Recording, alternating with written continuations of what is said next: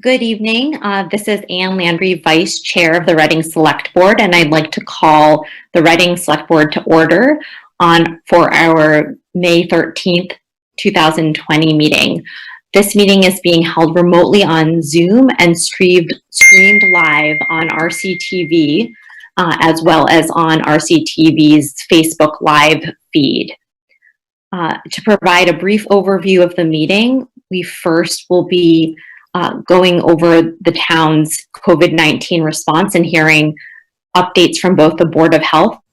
We have Board of Health member Kevin Sexton here with us this evening, as well as updates from the town, which Bob Willisher, our town manager, will provide. At approximately 7:35, we will be voting to approve a special speed regulation on Haverhill Street that the Mass Department of Transportation has agreed to a 35-mile-per-hour speed limit. We'll then discuss volunteer vacancies, select board liaison reports, and public comment. We will open for public comment.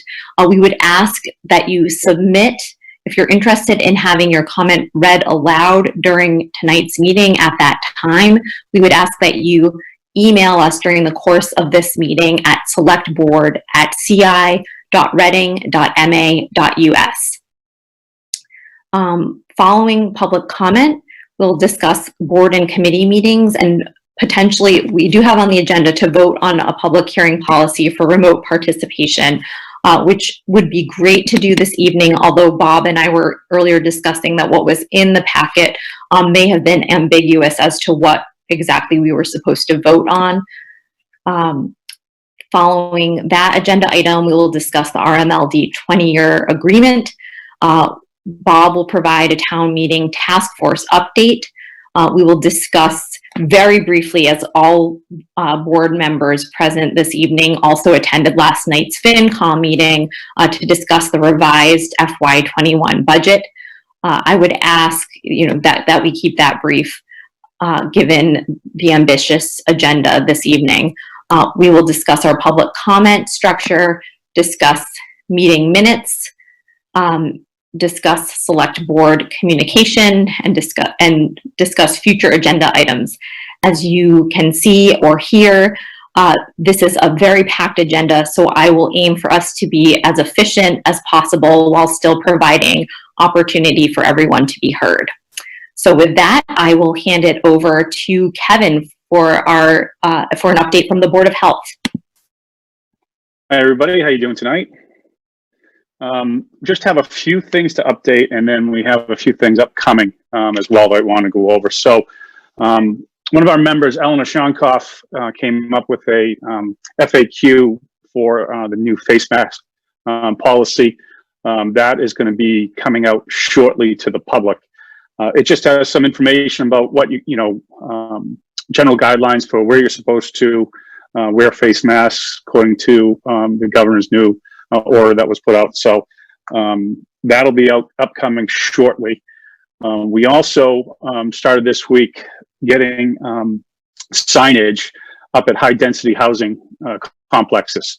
So residents, both apartment and condo complexes throughout the town, there can be a sign posted at all entrances advising people that they need to wear face masks as they enter into the common areas. So we'll be going out later on this week with compliance checks. The email was just sent out to all these places on Monday, and compliance checks will be starting probably tomorrow. Our health agent will be heading out to make sure that they're posted in the correct places. We had 4 businesses reopen this week, and that have all been inspected by our health department, so that's good.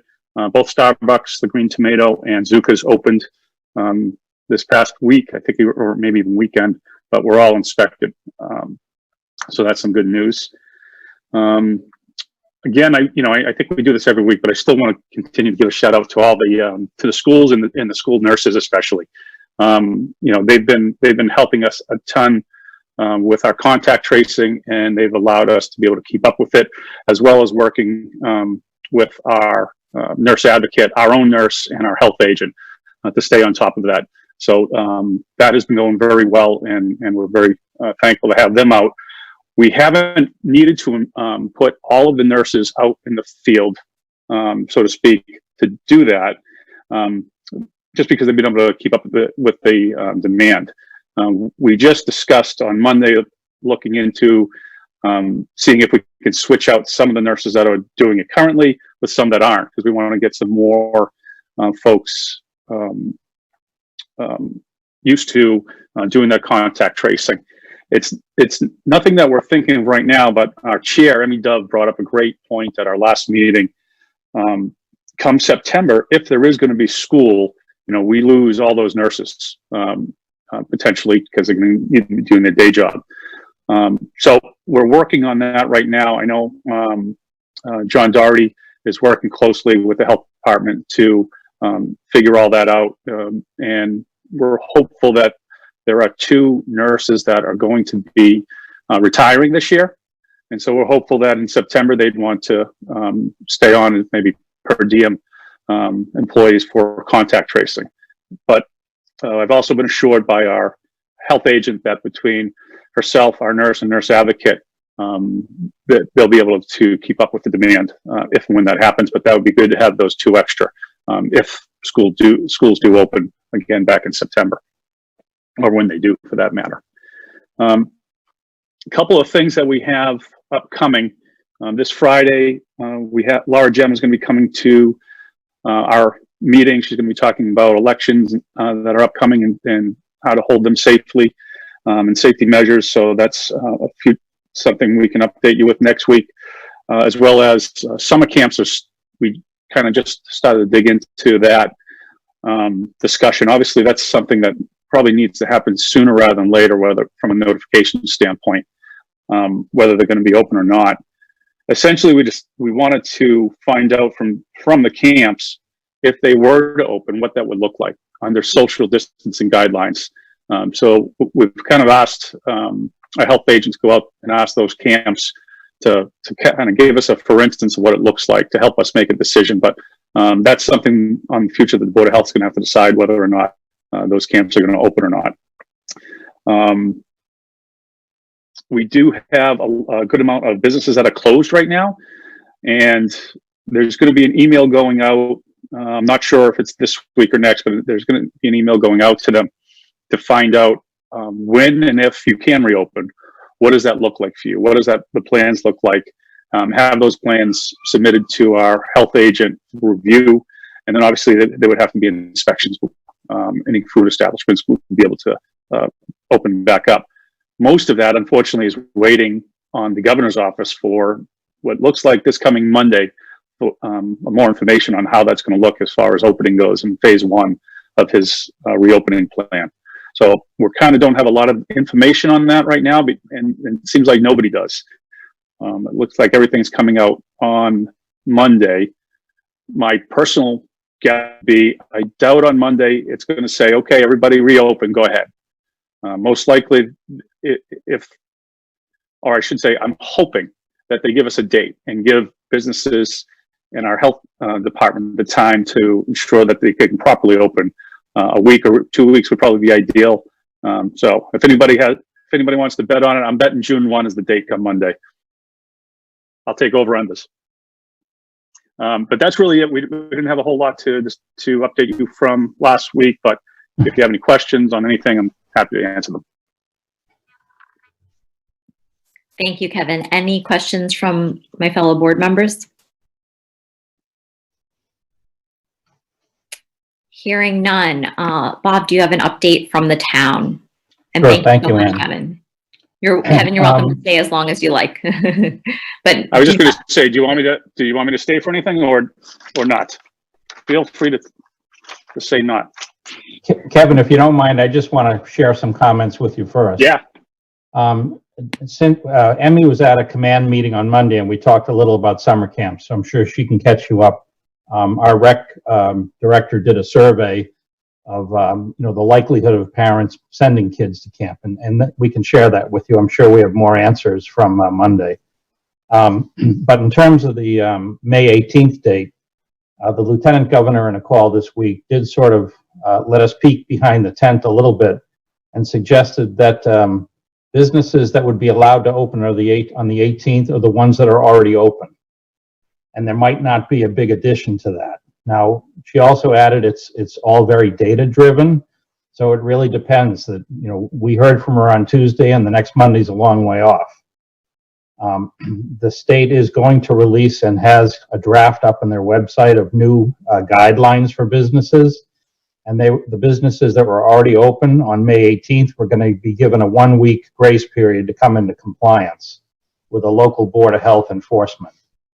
So I've shared those with Laura and Jean. So I don't think, to your point, I don't think there's going to be an enormous change in businesses allowed open next Monday. But there are other phases, and that will all come out on Monday. Just to give you that piece of information. The only other thing I have is on Monday, the command team with Emmy reviewed the mask giveaway from the week before that went generally very well. We're going to have another one on May 20th, again, 9 to 11 a.m. at the high school behind the field house. This time, there's a significant difference that we have very sufficient supply of masks on hand. Last time, we were a bit low and was a little concerned that our police department might run out if we gave away too many. So we said supplies were limited, and that caused some people to almost sleep over the night before to get in line. The line started about 7:30 a.m. for 9 o'clock open. There's no need to come early this week. We will not run out. Last time, everyone that wanted a mask got one, but we will guarantee that next time, everyone in line up till 11 o'clock will get served. We have a far larger supply of masks in hand now. We're going to give away 3 per person and a maximum of 9 per vehicle. So again, there's no need for people to come out at 7:30 and get in line. They're welcome to do it if they insist. But that was really the only negative that we heard from. Once the 9 o'clock hour had come and gone, we asked every few cars how long they had waited, and it was 10 and 15 minutes, so it wasn't too bad. That initial wait was very long, though. Police did a nice job organizing the traffic. I know it stretched out very, very long distances. And just so the community understands, our Human Elder Services group has been making home deliveries all along, except for during the mask giveaway, and they will continue to do that. If anyone has a specific need, there's lots of information on the website of how to contact the town. There is no reason that someone that doesn't feel able to get out to this event should not have a mask. All they have to do is email us or call us on the phone at the information provided on the website. And we've given away hundreds of masks that way.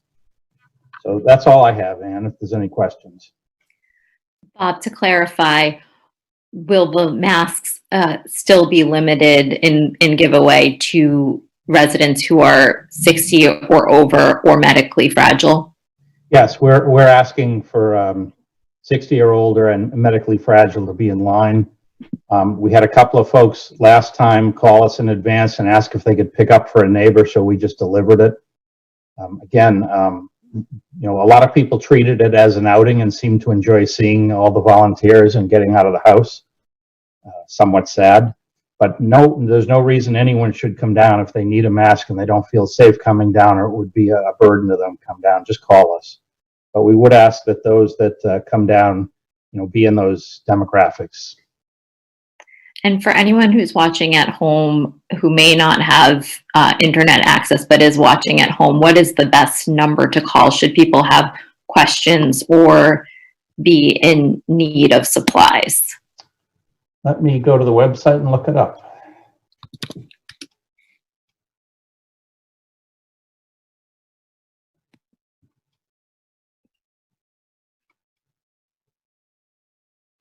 I'll have to get it to you, Ann, later. I don't have it right this minute. That's fine. Very good. Other questions from board members?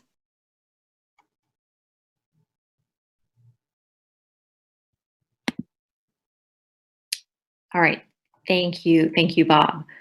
So our next agenda item is approving the special speed regulation number 933C, which will allow for 35 miles per hour on Haverhill Street. Do I hear a motion? I don't know if Caitlin, if any draft motions have been prepared for this evening, or if we should create them on the fly. Yep, I have them, and Carlo, I sent them to your email. Did you get it? Yep, I have them. Okay, excellent. Folks, I'm going to hop off. Have a good night. Thanks, Kevin. Thank you so much, Kevin. We really appreciate it. You're welcome. Thanks, Kevin. And do you want me to read any of the information that was provided, or just do the motion to approve the speed limit?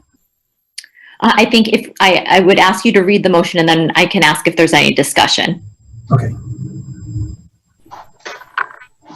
Okay, motion to approve the special speed regulation number 933 as presented. Is there any discussion? Thank you. Thank you for seconding. Is there any discussion on this item? Anne? Yes. Bob, for those watching at home, would you mind just giving a brief background of this change and what we're voting on and why? Sure. Thank you. I've lost track of time, but it seems like about a year ago, the select board had a lot of discussion with residents, primarily in the Haverhill Street area, and voted to change the speed limit to 30 miles an hour for most of the road. At some point, a month or two later, the state figured out what the board had done and pointed to something from many decades ago that said the board couldn't do it on that road, that there was a half dozen roads in Reading that the board does not have control over, even though they're the road commissioners, that a prior select board had ceded control of that to the Mass DOT. So we discussed many different options, and the simplest one was to ask MassDOT to change to a uniform speed limit. So they went and did their own traffic study. This traffic study did not support a speed limit of 30 miles an hour as the select board had preferred, but did support lowering it from 40 miles an hour to 35 miles an hour. It has taken MassDOT, partly because of the COVID-19 situation, about 6 months to get through their process. But thankfully, a week or two ago, they let us know that they were done. And all it now took was approval by the select board, and then a final step that they would take that would seem to be quite simple. It did. The board did vote to lower it to 30 prior to my tenure on the board, so it had been a little over a year ago. Although Okay. I was on the board when the conversation began, after we were made aware that the state rather than the town was in control of those roads. I remember we were also talking about looking at potential special legislation to see if we could return control of the roads to the town. Did anything ever come of that? The decision was to wait for this first step and then take that up afterwards if the board Okay. was interested. Okay. That would require a different process that would go through a town meeting. Okay.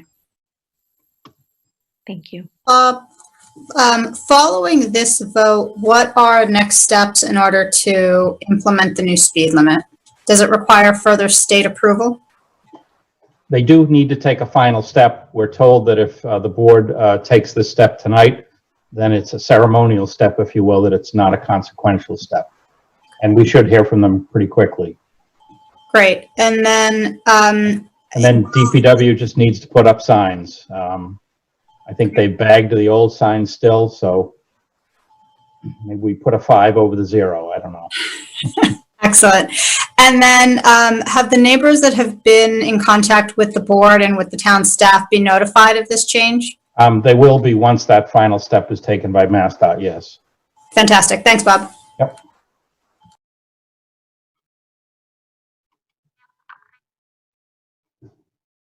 Any further discussion? I just think, Ann, I just think we should mention that the school zones will not be affected. Yes. School zones will That's still right. be school zones, Yes.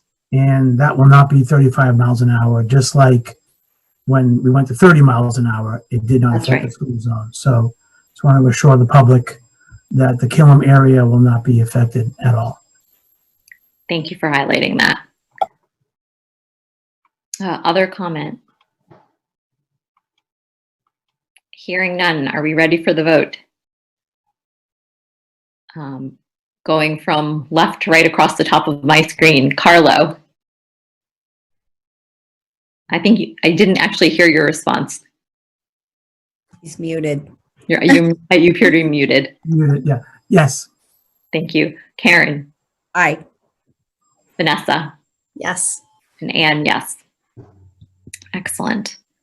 Excuse me, Ann, Bob, quick question. Yeah. Do we have to do this for northbound and southbound, or this covers everything? This covers everything. Okay. Great. And just to be clear, it covers from the Rotary right through to the North Reading town line, with the exception of the school zone, as Carlo mentioned. Excellent. Next on our agenda item is a discussion of volunteer vacancies, for which we have many. Caitlin, I don't know if you would like to talk about the status of what you understand in terms of letters that were sent out and what you've received in response, and what we're seeing in terms of vacancies.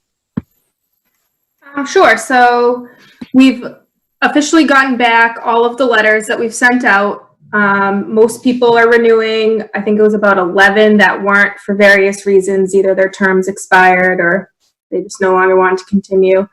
As far as the number of vacancies, I'd have to check. I think it's around 60 with the ones expiring as well. Thank you. Yeah. One vacancy I'd like to highlight for the public.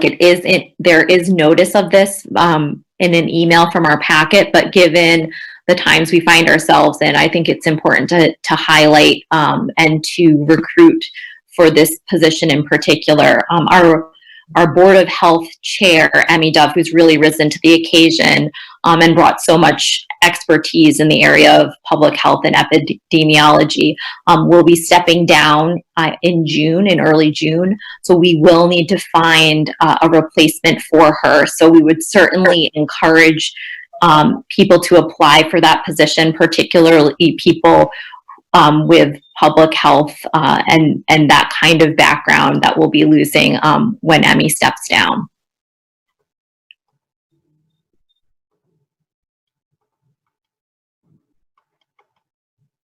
Any other comment or discussion from members of the board? Do we have? Karen.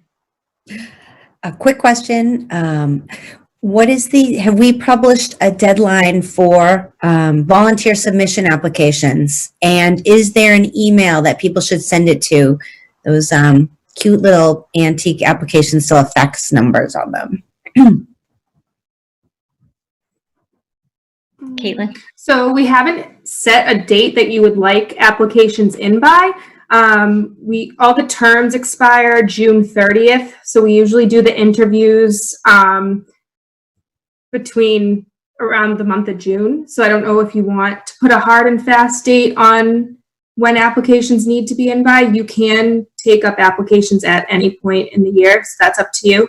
But when someone fills out an application, they can send it to the town clerk and she will timestamp it and send it over to us.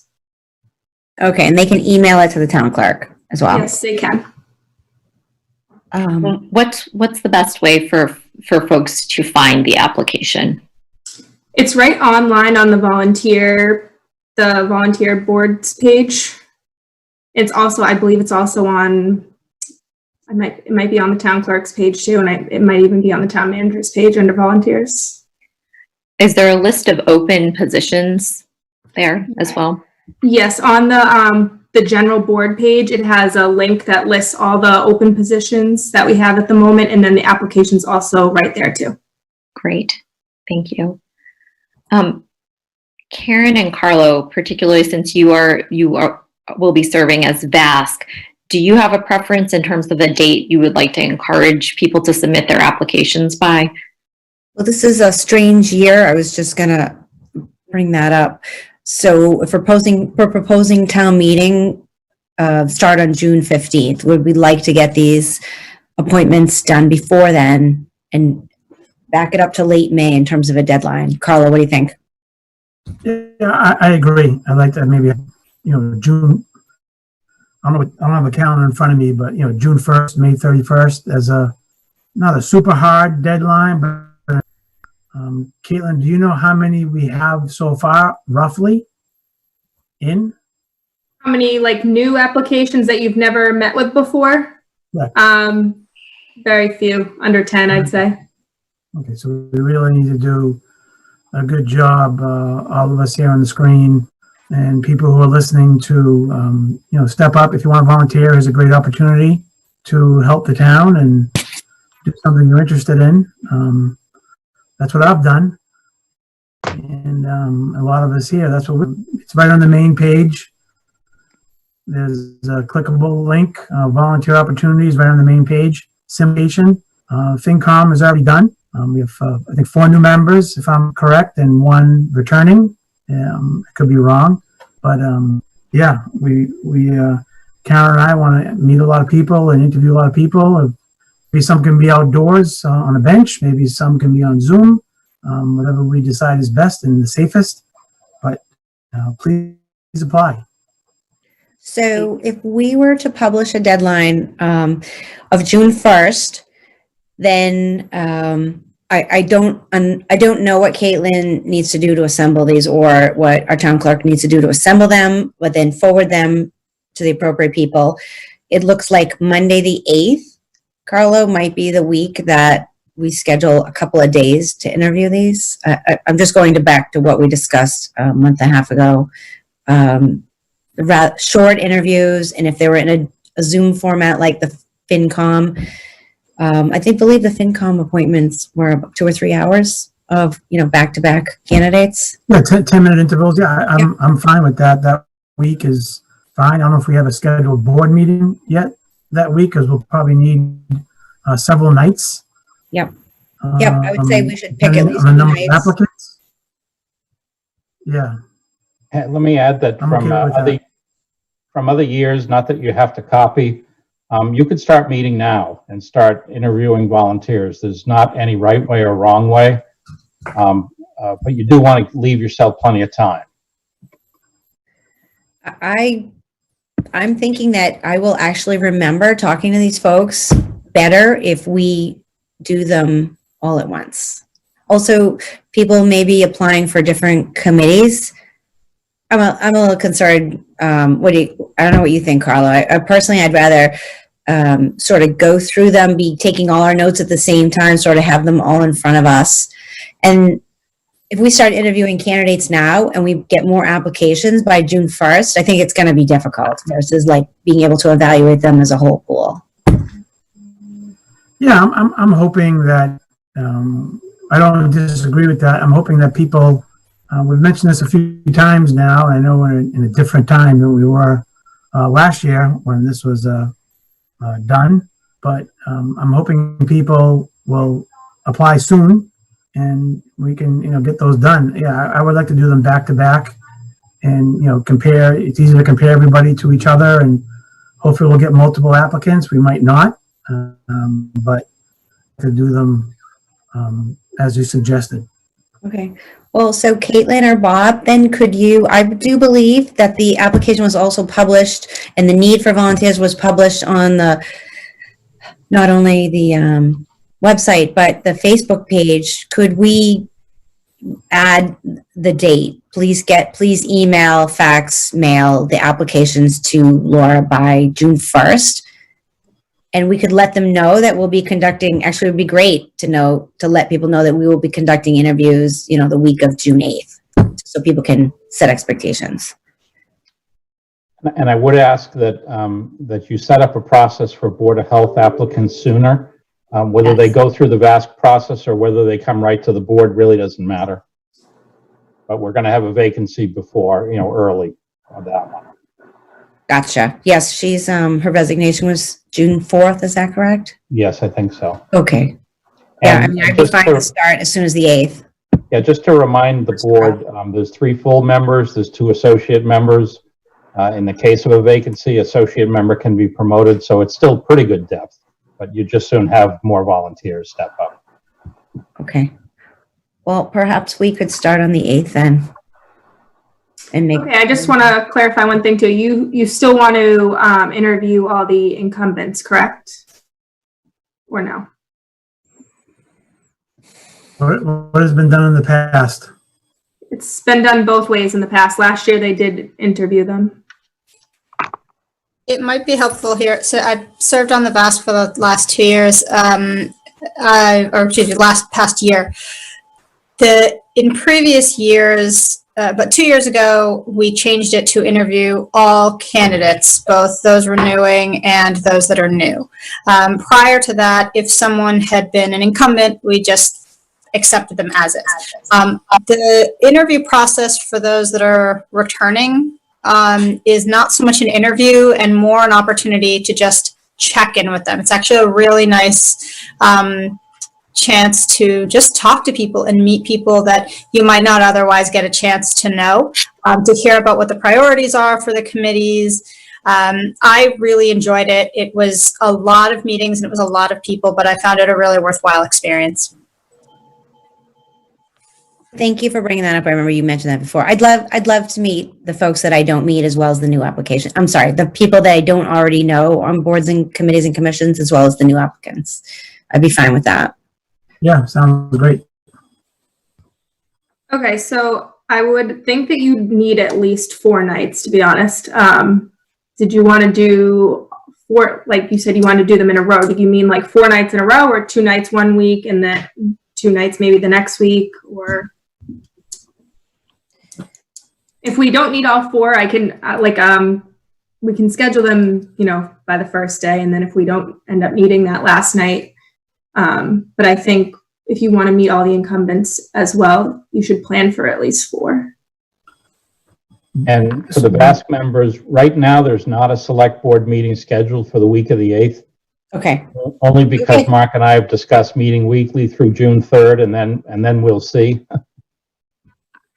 Okay. I guess we could crank through it that week if that works for you, Carlo. Yeah, Bob, is the 15th, was the 15th chosen? I thought we were doing this on a weekend town meeting. We're doing it on a weekday? No, it's a Monday. Yeah, it's a Monday. I'm looking at the calendar. Okay. I thought it was going to be a weekend. I'm sorry. Yeah, I'm the week of the 8th is fine. Okay, so Monday, Tuesday, Wednesday, Thursday. And what time would you prefer to start? It's funny. I don't know whether we'll still be in this lockdown mode then, or how available people would be. I'm happy to start at 5 or 6, or I can be flexible. Yeah, it's I don't know, 6 or 6:30. Yep, that works for kinda- me. 6:30 might be good. That might be enough. Well, these are probably going to be virtual meetings, so perhaps if somebody's stuck at their office, they could just dial in. Okay, I'll start them at 6:30. And how many do you want to do a night? Where do you want to end? 9:30. That's what I was thinking. 2-hour Break. intervals. You can see how many you can do, and then Yeah. Okay. I think that's what we did last year, was 2-hour intervals. Okay. So they'll be like 6:30 to 8:30. Okay.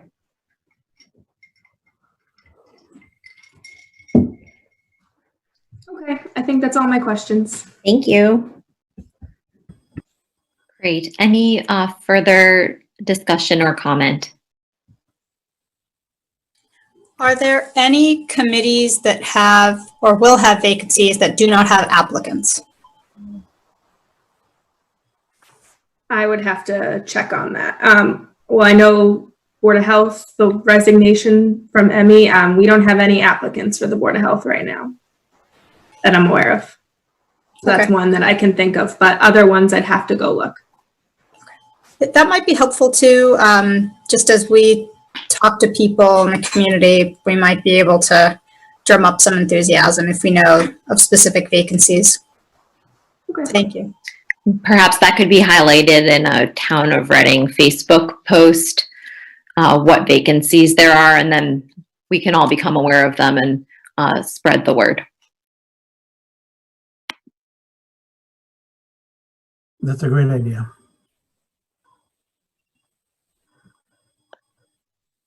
Additional comment? All right. Hearing none. Our next agenda item is Select Board Liaison Reports. Carlo, do you have any liaison reports? No, I do not. I have contact with, Josh made contact with myself from ATRAC, and we are going to talk in the next couple of days. Okay, very good. Other than that, I plan to send emails out in the next few days to everybody to introduce myself, and then I don't know. I don't know who's meeting, who has met since this has happened. I know there's no hearings going on, but I want to get that done by Friday. At least reach out and make introductions and reach out to the chair. And Great, thank you, Carlo. Karen, do you have any updates? A quick update. I did reach out to the chair of the Climate Advisory Committee, and he has alerted me that the consortium of communities that are looking at these gas leaks, as we are going to have a webinar tomorrow. So I made he sent me the link to that, so I'll be joining them for that perspective, and then we will follow up with Bob and schedule a meeting to discuss the gas leak projects and what we might be able to work forward, progress on. Thank you, Karen. Vanessa, do you have any liaison reports? I do not. Thank you. Great. My only reports are from, to the extent there are other boards that are waiting on us for something. I understand the Board of Registrars is waiting on us to do something on a public hearing policy before they schedule their hearing, and that ATRAC is waiting for more guidance from us on public meetings before scheduling their next meeting. So I think our upcoming agenda item will be providing a lot more opportunity for other boards, commissions, and committees to do their work, and that it would appear that they are waiting on us. So with that, it could be a good time to move on to the discussion of board committee meetings and vote on a public hearing policy for remote participation. Bob, is Julie Mercier will be joining us for that portion? Is that right? If you don't mind, I just have one quick thing or two, Yeah, I guess, for please. the town manager report. Yes, please. One is I have the phone number. I didn't want to misspeak earlier. Thank you, Bob. For anyone interested, it's 781-942-6680. That's 781-942-6680. They will get a menu in order to leave a message for either human elder services, if you want to volunteer, or if you want to ask a general question. So if they listen to the menu, it's a simple enough thing to get through. The only other thing I wanted to mention was, and the details are available on the website in the red banner. Next week, we'll give a full report about Memorial Day plans, but right now there's a door decorating contest that has started this week on the 11th. And again, details are on the red banner of the website. Go decorate your doors and win a prize. I don't know if there is a prize, but it was a nice idea. Next week, you'll also hear a little bit more about high school graduation. There's a ceremony, a parade planned, if you will, of cars. There's going to be some decorations around the common, both for Memorial Day and for the graduating seniors. We'll have more of that for you next week. That's all, Ann. Thank you, Bob.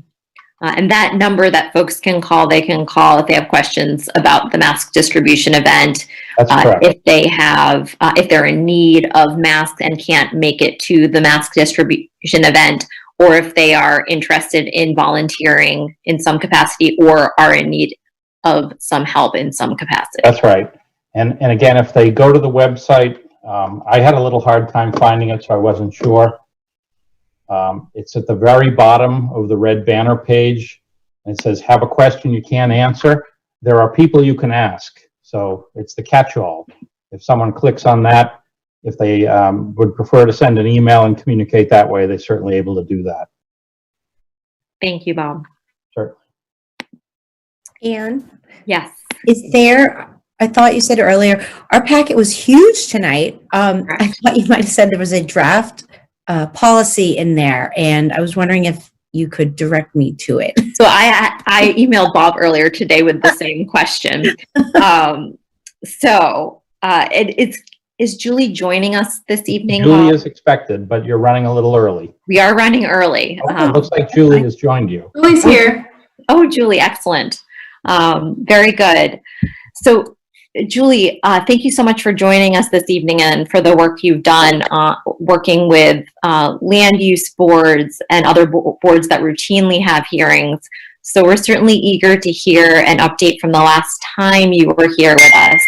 And I think there is a little, I know I was a little confused, and it sounds like Karen was as well, as to what, it looked like the draft or the memorandum that you'd sent us was from earlier in April, and it seemed to contain a lot of best practices that were from our early thinking in COVID-19 response to, wait, delay, hope that things will return to normal and that we'll be able to resume hearings as we always had. And I think that's probably not where we are now.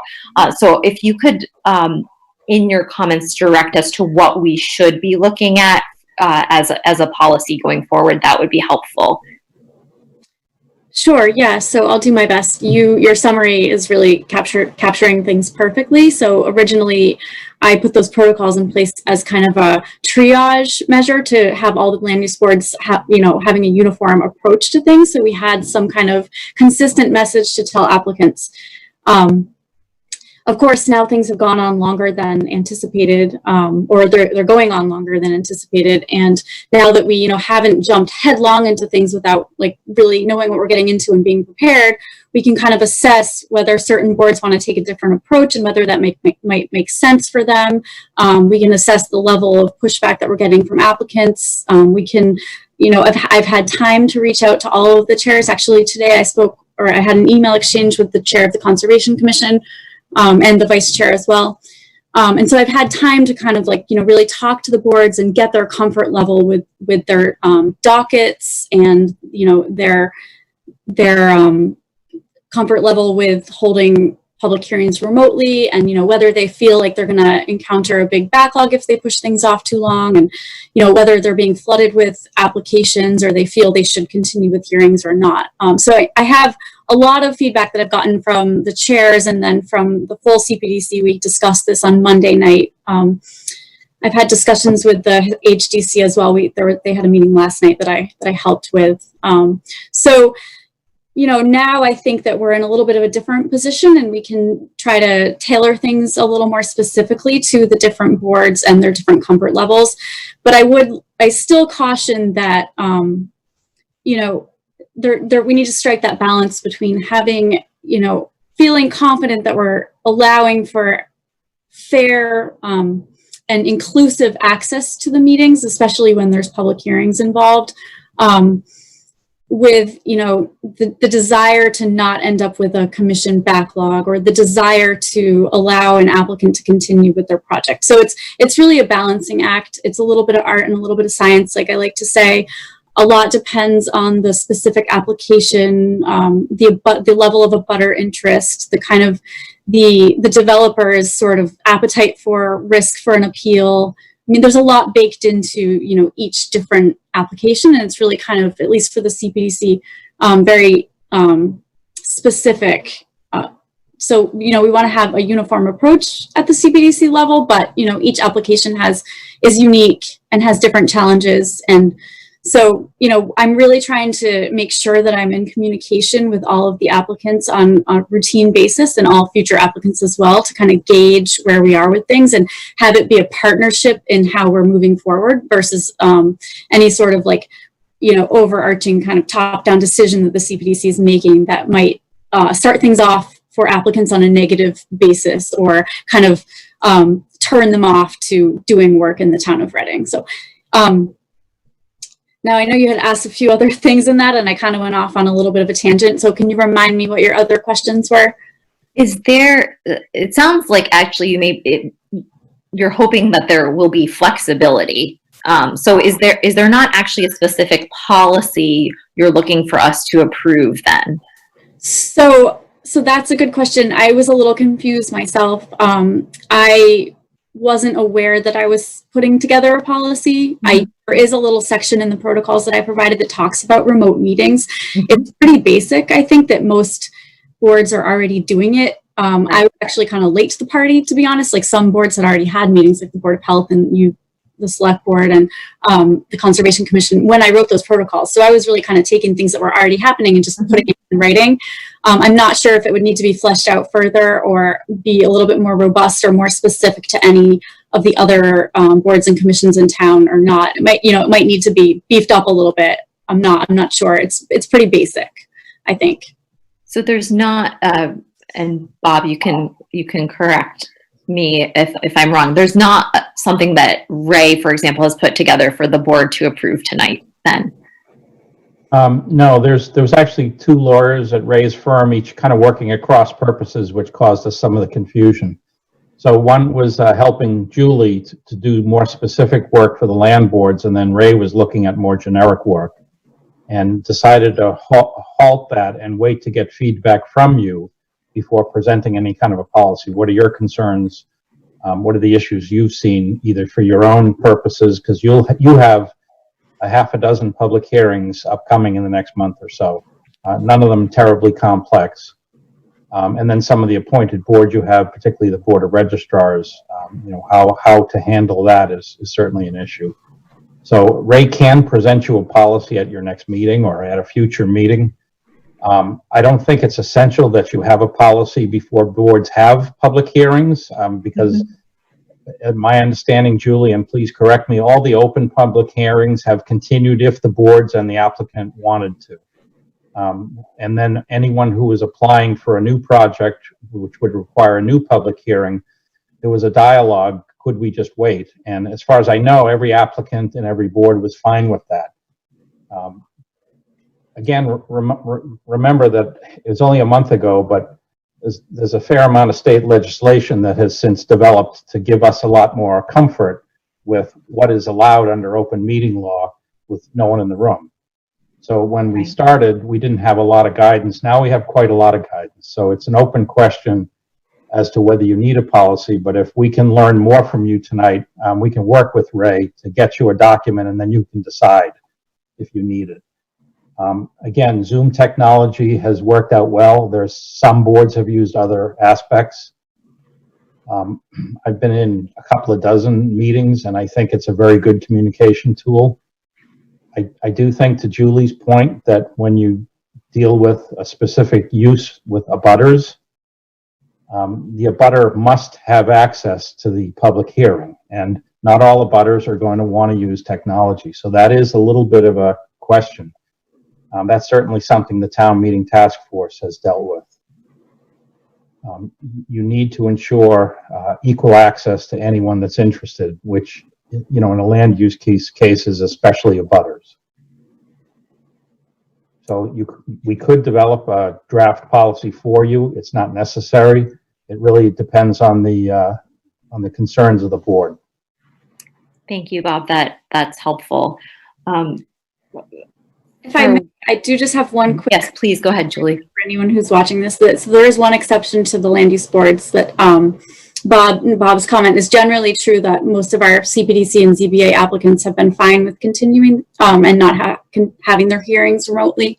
But the Conservation Commission has felt that they would like to continue having hearings. They had them early on because their timeframes are shorter and we were waiting for the legislation, and so they had to have them, and so they feel comfortable continuing with them. And they do have some applicants that have a little more urgency and have been wanting to continue the process. So they are the one exception to the rule. The other land use boards are more or less on the same page about how to proceed.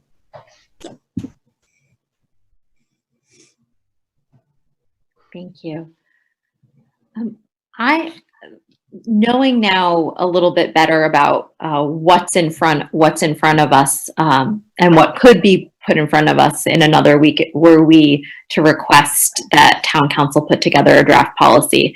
If we don't need a policy, an official policy, and at this point, flexibility perhaps it is helpful for boards, commissions, and committees. I wonder if we, as a board, perhaps in our liaison assignments or otherwise, can relay to boards, commissions, and committees, please feel free to go ahead and meet. The government continues. If you need support in terms of technology in meeting, in what the governor's executive order suspending the in-person meeting requirements of the open meeting law means, what open meeting law requirements still exist, we can serve as a resource to boards, commissions, and committees who have questions as they go forward.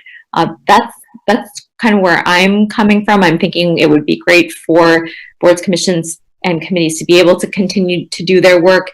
Certainly, we can share what we've learned on our board, and we'll be discussing soon, how to solicit and take public comment. That's certainly been something that has been evolving for our board, and we can certainly share what we've learned and what we will, how we will resolve that question this evening as well.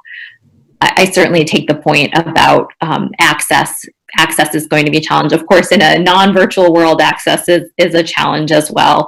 So I think when we thought, okay, things are going to be closed for a little while, it was easier to say, well, let's discourage meetings and hearings until things resume to normal. But I don't know that things are going to resume to normal. They will probably resume to a new normal. And I don't see us, gathering in the select board meeting room with the doors wide open soon. So I think it makes sense for us to encourage boards, commissions, and committees to do their work and to offer to support them with what we've learned and what we know as they do that work. Thoughts from other board members? Dan? Yes, Carlo. Yeah, I agree with you. I don't want to waste use town resources, whether it's financial or just their time. As we learned last week, we were all on the summit meeting. A lot of towns didn't skip a beat. Some towns did.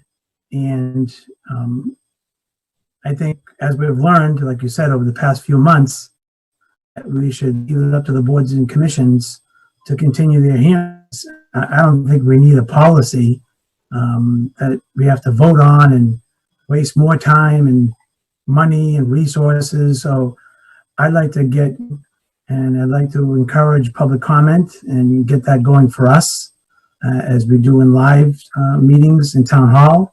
And I'm sure with conservation, there need to be public input because of the neighbors, and maybe they can call in if they don't have the technology. But I don't see a reason for a policy for this for a short term, even though it could be longer term. But not the technology, it's different. It's just not, we can still have a public hearing. It's just different. Right. And I would certainly, and to the extent we're reaching, providing guidance, I think the guidance is right now, meet remotely, do not meet in person. We can't meet under the law right now in groups of more than 10 anyway. That's not the way the government's going to be operating. So it does mean meeting remotely and by way of virtual technology. Anne? Yes, Karen. Hi, thank you. I am comfortable with the land use boards, committees and commissions using the Zoom technology now that we've gotten to see how it can be used to present via screen sharing documents, plans, and I consider those boards an expert in hearings because they do it as a part of their normal business. So I can see that working quite well, and I would be comfortable with that. I have a concern with a board who doesn't normally do hearings needing some assistance, and So I'm thinking of the Board of Registrar because I do remember Town Council having concerns about being able to conduct a hearing for the Board of Registrars using technology. So could we revisit with him? I think in general, I'm kind to agree that we don't need a specific policy, but I worry about this one particular exception. I don't know if anybody else can think of any others where this is a commission who isn't doing hearings on a regular basis. It's a different form of hearing, and it may or may not have a large volume of exhibits, and whether town council is comfortable that we could still do a good job and allow public comment and access. For that hearing or others, however, I don't know how we would get around not having it virtual, because hearings for which there are a lot of public interest, we're not going to be able to throw the doors of town hall open to everyone all at the same time. So it seems like any kind of hearing really will have to be done virtually and using remote technology. Were you thinking that it would make more sense in certain contexts for there to be to allow for in-person as opposed to remote? I wasn't sure. No, I'm sorry. I'm not recommending in-person hearings.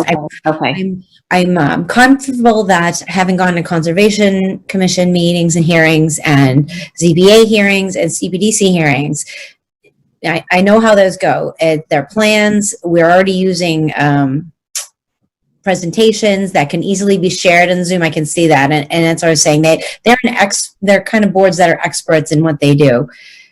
I just remember the concern that town council had over doing a virtual Board of Registrars hearing, and I wondered if we should check back with him.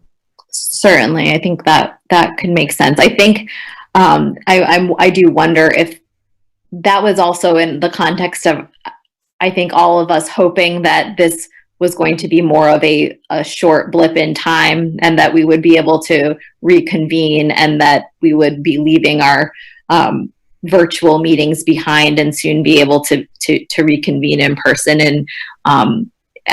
and invite members of the public. And I don't anticipate that being the case in 2020. Yeah. So certainly that I did get when I did speak with Laura Gem, the impression I had from her was that she was waiting on us, and they did anticipate that we would be recommending something around Zoom. I don't see another way around having any kind of hearing with public input. Ann, Yes, Carlo. can we have Laura give us an update on the Board of Registrars since she's part of it? Yes, and I actually, when we're discussing future agendas, I will be bringing up a question of inviting Laura to an upcoming meeting. Anne, Yes. if I might, in conjunction with the task force on town meeting, one of the other issues we've talked about, which might be a little bit subtle, is what happens when a volunteer does not have the ability to or interest in participating remotely, but wants to participate in a board or committee. So if members in your liaison assignments reach out to the boards, if you'd also ask that question. I can think of 2 different boards that are impacted by that, and that has slowed their ability to even attempt to meet, because they know not all members would be able to attend virtually. And I think as, an accommodation that we should encourage is for people to be allowed to participate by phone on Zoom type calls, and still be able to participate that way. I don't think, we should mandate that everyone needs to enable video capabilities to participate. That's true, and we discussed that actually today. It's easy to use the phone service through Zoom, but somehow you have to contact the members and let them know. And if they don't have email, that's a little tricky, that's all.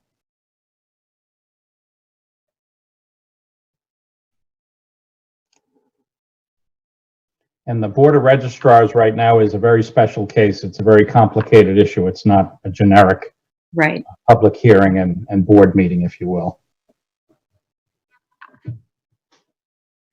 And this is Laura. Oh, Laura, welcome. May I jump in? Yes, please. So I just wanted to mention that I was kind of listening on the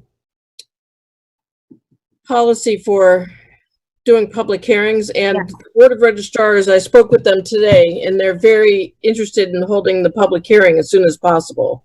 But I just Okay. want to make sure you guys understood that too. And then, you know, some of the things as far as I believe the discussion you were just talking about was the task for the town meeting. But yeah, Okay. meeting we had earlier today. Yeah, so we just need to make sure that, from my perspective, that whichever way we decide to do town meeting, that we can get an attendance of exactly who's there and who's taking votes. That's what we need to take into consideration when we're dealing with phone versus video versus being in the room.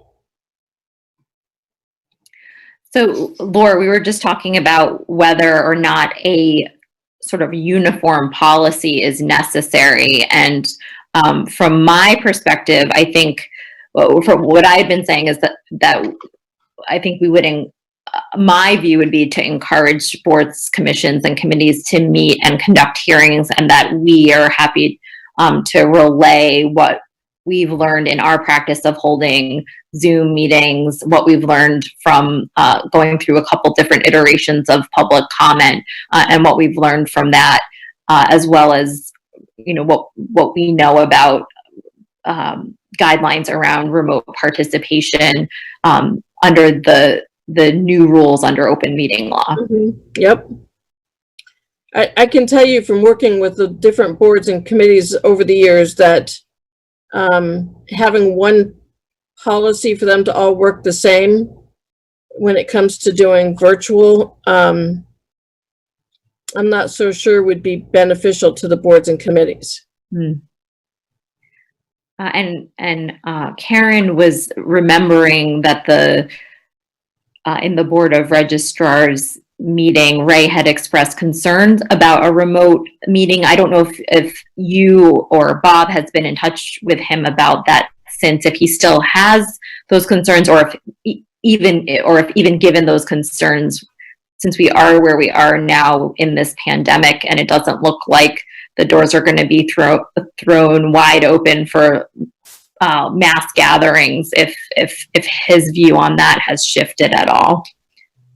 I haven't spoken to him recently about it, but I can state that his concerns is making sure that everybody gets a fair opportunity, because we have to go through every signature that's being questioned one by one, and he just wants to make sure that if we do it remotely, that it's done in a way that it's fair for all sides. And you know, and I believe that we can do that as long as we prepare ahead of time. Okay. And I believe, you know, I can talk to Ray. I have to reach out to him anyway, so we can talk and make sure that he's okay with doing it, and give him an idea of what I have in mind and what the Board of Registrars understand is the best way to go forward. Okay. And Yes, Carlo. I have a quick question for Laura. Laura, has there been any discussion on not time frame of when to have it, but how many meetings or how long it would take because it's so involved and detailed? No.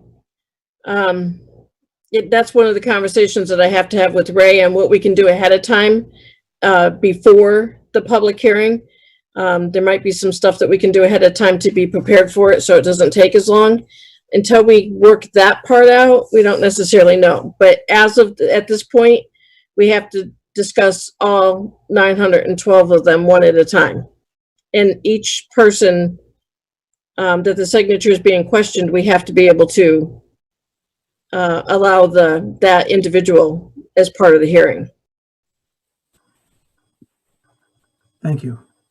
Is that, did that answer your question, or is that just too much information, or? No, that's helpful. Yes, I know it would be a lengthy, well, no, I didn't know. I assumed it would be a lengthy and detailed process. And you're right, to reach out to that many people and to make sure they can participate, whether it's via phone or virtually, is going to be a task. But if you never start planning for it, it's never going to happen. Correct, yep. That's what you're talking about behind the scenes. And Yep. I think that's what everyone is waiting for, aside from our guidance, is that if the Board of Registrars is ready and they can do as much of it as they can virtually for the majority of the people, let's say, hypothetically, then, whoever volunteers or whoever is involved has to make sure there's contact made. I mean, most of them have landlines, or a cell phone, they can be reached. And obviously there'd be advance notice of a public hearing. But yeah, I think, the longer we talk about it, it's just, not going to happen. I know town meeting will help on how that happens in June, but that's Town meeting will help how what happens. how like maybe a bigger gathering, like the virtual meeting with that many participants. That's what I meant. Sorry. Okay, so any question from or thought from the other board members about whether we should ask Ray to put together a draft public hearing policy, or if we'd like to kind of proceed as previously discussed, encouraging boards, commissions, and committees to meet and hold hearings, keeping in mind public access, the open meeting law, etc. Other comment? Carlo, I certainly got the impression from you earlier that you liked the kind of full steam ahead. Let's go. Karen, what are your feelings on that front now? I feel like I'm not sure whether a policy when we need to implement policies for these kind of things. How about does it have to be an official policy? Could it be exactly what we said, recommended, suggested guidelines for the foreseeable future, and we distribute it to all the boards and committees? Does it need to be a policy? No, If it it's does not need to be a policy. It can be exactly as you described, maybe a list of best practices. I think it's interesting because even the list that Julie put together in early April, I think we would probably consider those best practices for early April, but no longer best practices, which is partly why I'm hesitant to put something into policy right now, because we are, conditions continue to evolve and so rapidly. May I make a suggestion? Certainly. So rather than sending it to all the board and committee members, and this is something, as you just mentioned, that it's going to be evolving, just create a page with the guidelines and the suggestions off the website, and then just send to them the web link, and ask them to keep checking that website, because and that's where we'll update it as time evolves. And I can take responsibility for making sure that that's kept up to date. I Okay. think that's a nice central location. I like that. Yeah, thank you, Laura. That'd be helpful. It's a good suggestion. Thank you. All right. Well, I am hearing then that we're not planning to take a vote on a public hearing policy for remote participation this evening. Is there any other comment or discussion from fellow board members? Julie, did you have anything else to add about land use boards or anything else that you're seeing? No, not specifically. Just I do think at this time, since things have changed, allowing the individual boards and committees to kind of, decide what they think works for them, with caveats, of course, that public participation should be priority number one. I think that's the way to go forward. And best practices for one commission might not be the same as best practices for another. And that's where we are now, I think. Okay, very good.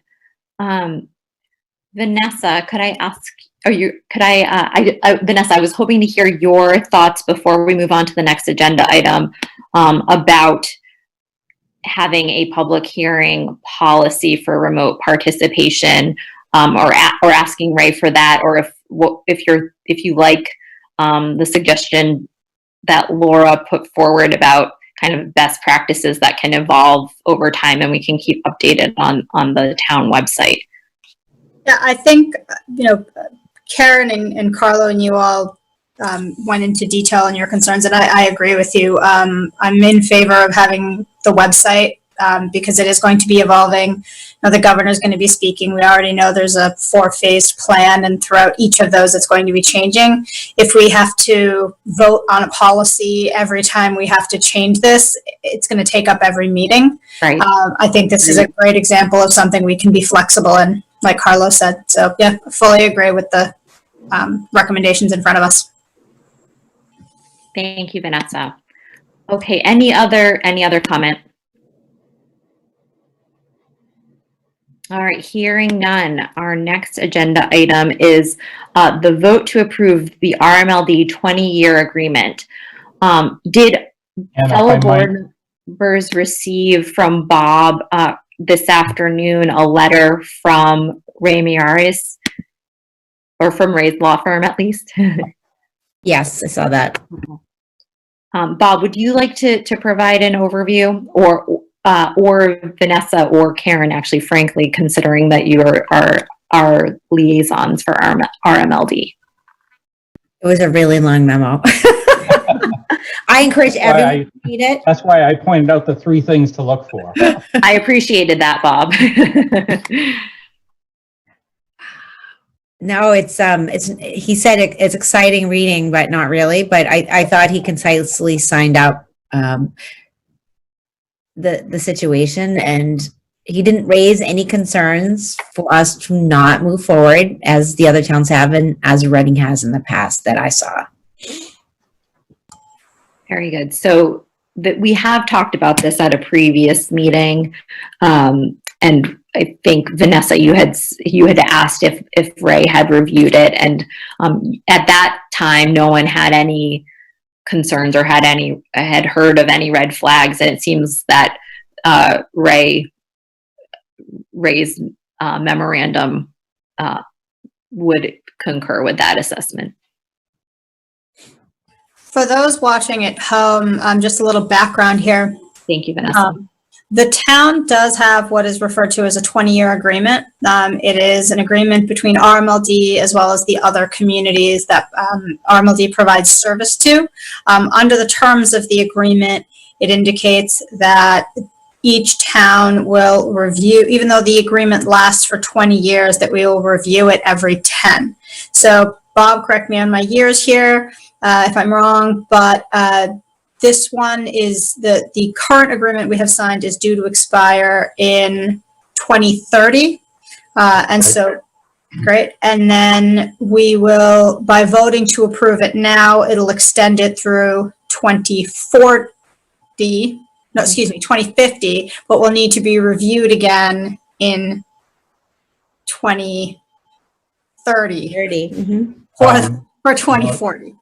You would extend it tonight just by another 10 years to 2040. It's Okay. called a 20-year agreement, but it doesn't act that way.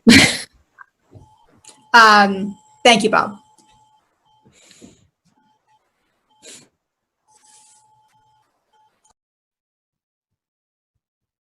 Dan, you're on Dan, mute. you're muted. Dan, Thank you. Thank you, Vanessa. Do I hear a motion?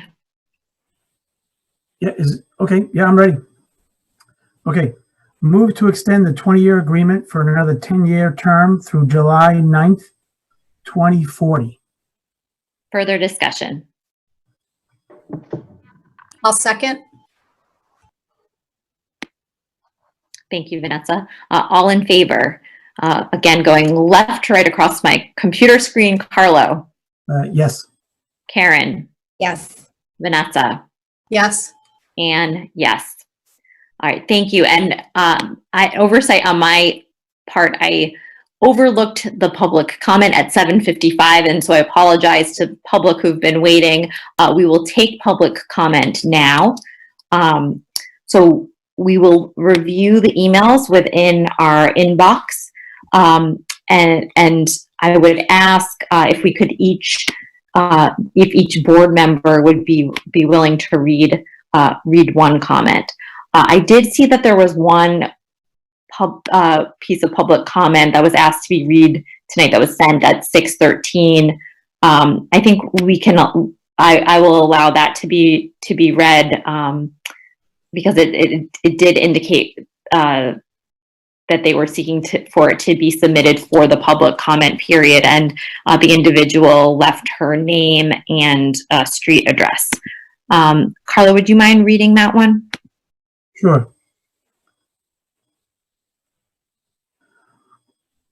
Okay, from Madeline Lieberman, 50 Pratt Street. Dear Select Board members, I would like to submit the following message for the public comment period. I will also be at the meeting if there are any comments or questions.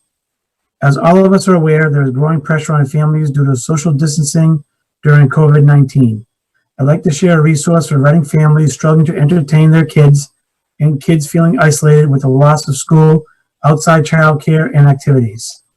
Reading Kids Connect pairs passionate, dedicated high school and college-age mentors in Reading with younger students, ages 7 to 15, for virtual video sessions.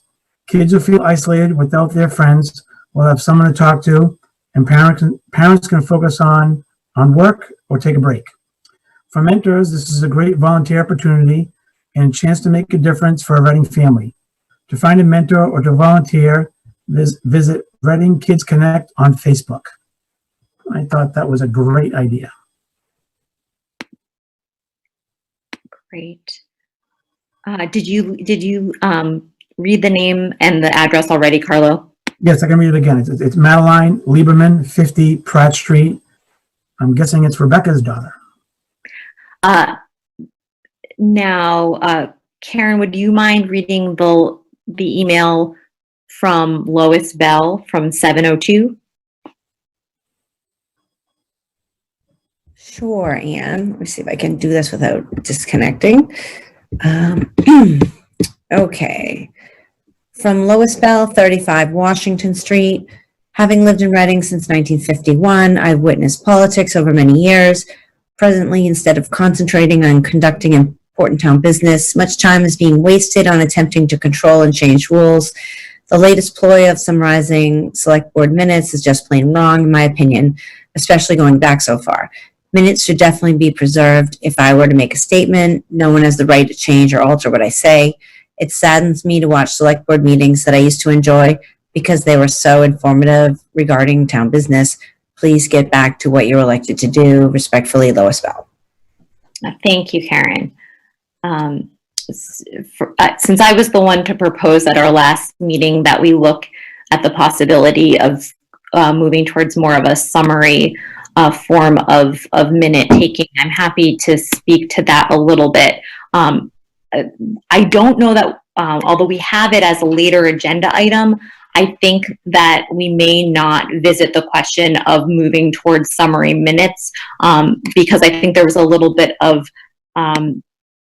miscommunication when I had emailed Caitlin to indicate that I think it would be a fair point for us to look going forward prospectively, as I hadn't realized she'd done all the work of preparing minutes through April.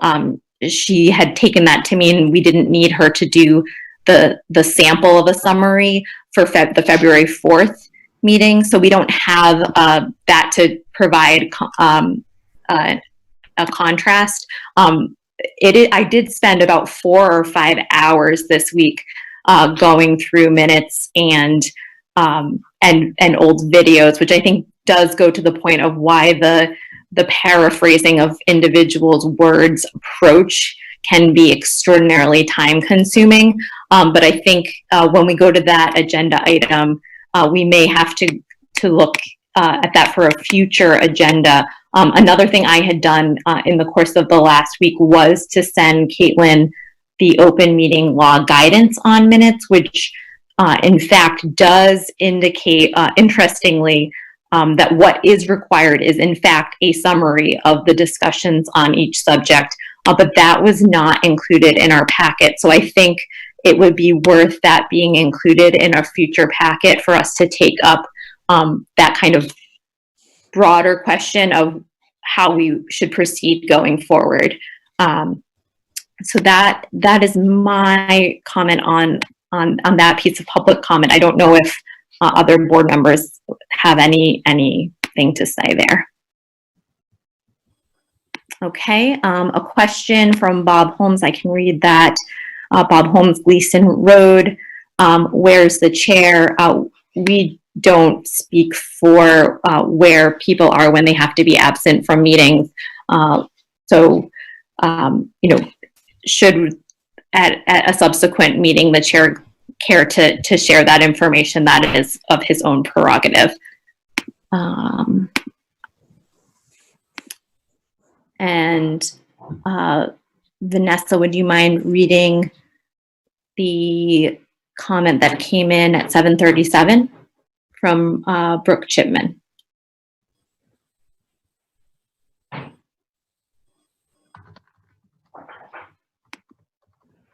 I'm not comfortable reading public comments. Okay, I will do that. Oh, actually, this does not include an address unless somebody else sees it. Mm. Okay. Okay, I don't see an address there. So, all right. I believe that is all for public comment. Oh, there's one more that just came in. I'm happy to read that. From Eileen Laterio, 22 Deborah Drive. In my experience as secretary on professional and town committees, such as the Principal Search Committee and Reading Teachers Association, I took detailed notes to accurately reflect discussions that took place and the speaker's intent. Any idea to change the select board meeting minutes into a summary format should be rejected. This board is entrusted with a serious responsibility to conduct town business in a transparent manner and must not shortchange the residents by abbreviating the meeting notes. I am opposed to the select board altering the detailed minutes that have already been written, and I oppose presenting any future meeting minutes as a general summary for several reasons. A summary format risks omitting critical information relating to discussion points. A summary style presents an incomplete understanding and lacks detail essential to the meaning of the issues. A summary format is particularly dangerous when the accuracy of statements are compromised by an emphasis on brevity. I understand folks' concerns that meeting minutes still need to be, whether in summary form or in the line of paraphrasing, need to be sufficiently detailed, and I certainly agree with that. My concern with the way the minutes had been previously presented was that I didn't find them to be entirely accurate, and did have to spend quite a bit of time going over the videos to ascertain accuracy. So, and in previous select board meetings, wordsmithing the minutes have taken up quite a bit of time as well. So my purpose in my proposal from the last meeting was to work smarter, not harder, and to provide accurate meeting minutes that people would not be able to quibble with, because they were, accurate, not putting words in other people's mouths that could be disputed. And this is not to fault the minute taker, because trying to paraphrase what someone else has said is extremely challenging. And you may see in my edits that I found particularly challenging, where you're trying to summarize what members of the public had said to ensure accuracy. That's a very, very difficult and uncomfortable thing.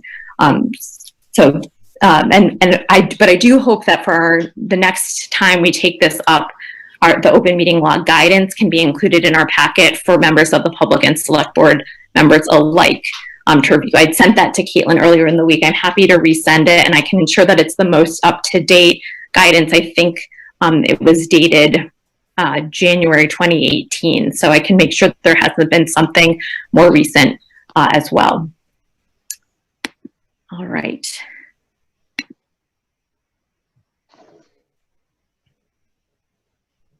So we touched on this a little bit, or Bob touched on this a little bit earlier, but now I'd ask for us to move to the town meeting task force update. I think Mark had originally been planning to provide this, but I think Bob, you're prepared to do so in his stead.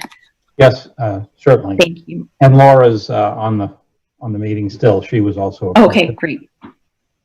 What we've discussed over the last couple of weeks is in a similar conversation, accommodating all members. There is one community, Lexington, that we just learned today has decided to go all virtual, 100% virtual. And apparently they seem to be going to do that regardless of whether the legislation passes to allow them or not, which is interesting. Alan Folds, the moderator, is going to participate in a call this Friday with Lexington and others, and then report back to us. We'll have another meeting on Wednesday. In Reading, we've discussed 3 options. One, meeting in a single location, which is clearly not anyone's first choice or even second choice. 2 is virtual. And then 3 is, what if someone is not interested or able to be virtual, but does not wish to come into the Performing Arts Center? So those are the 3 approaches. We're leaning towards a blended approach, which would at a minimum probably have the Performing Arts Center open, assuming it's legal to meet by June 15th. And then also to allow Zoom or some remote participation. Superintendent John Doherty is a part of the working group, and he has measured out how many people fit into the Performing Arts Center with a minimum of 6 feet of separation. And it's almost as large as the town meeting members if you go all the way up to the back rows, which we don't usually use. What we've decided to do early next week, probably if Fincon completes their business on Monday, we'll have some information to share with town meeting. We want to conduct a survey, and Laura is going to put together the survey. We want to ask them their comfort level with some of the options and what they're most likely to choose. One outcome could be some amount of town meeting members might be in the Performing Arts Center.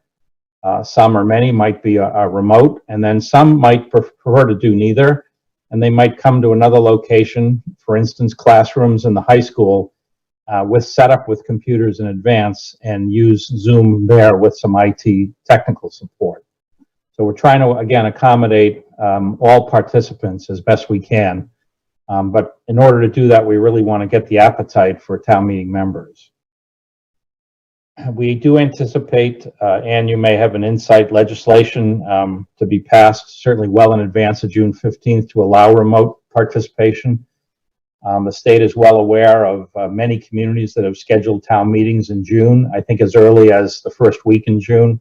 So I know that there's been draft legislation out there to allow for remote participation, and we all believe that will be allowed and that will pass.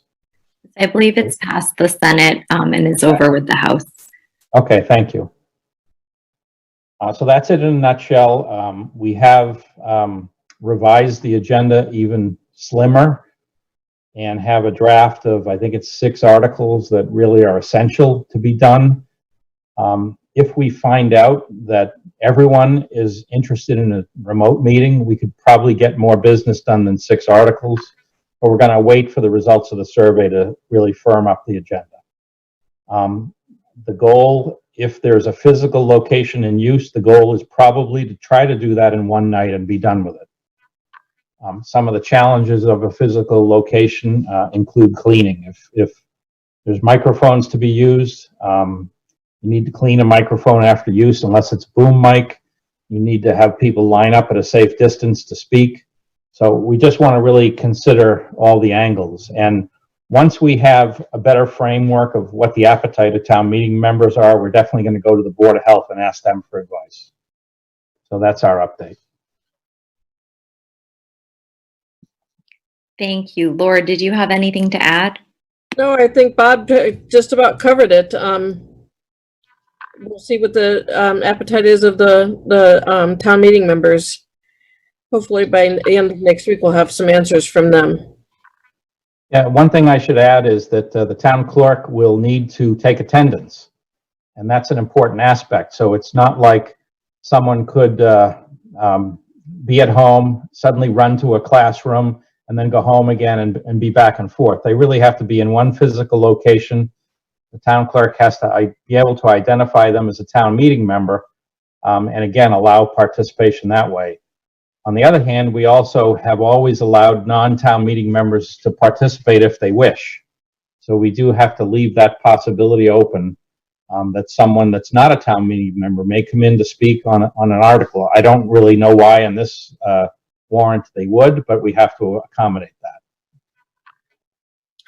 And just to add too, one of the other things that we're struggling with is on the first night of town meeting, we generally have precinct meetings. We have to have a precinct meeting for at least one precinct, because they have to do a tiebreaker vote from the election. So that's another thing that needs to be taken into consideration, is how we're going to do the precinct meeting. Is that going to be done virtually as well? Thank you. Any questions from my fellow board members or comments? And I have a question for Laura. Yep.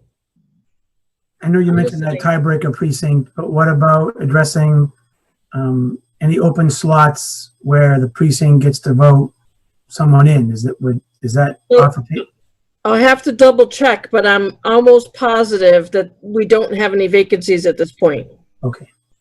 Just If the one we precinct do, tiebreaker? it's That's amazing. That's great to hear. Thank you. yeah. So I'm only concerned about that one precinct that has the tiebreaker vote.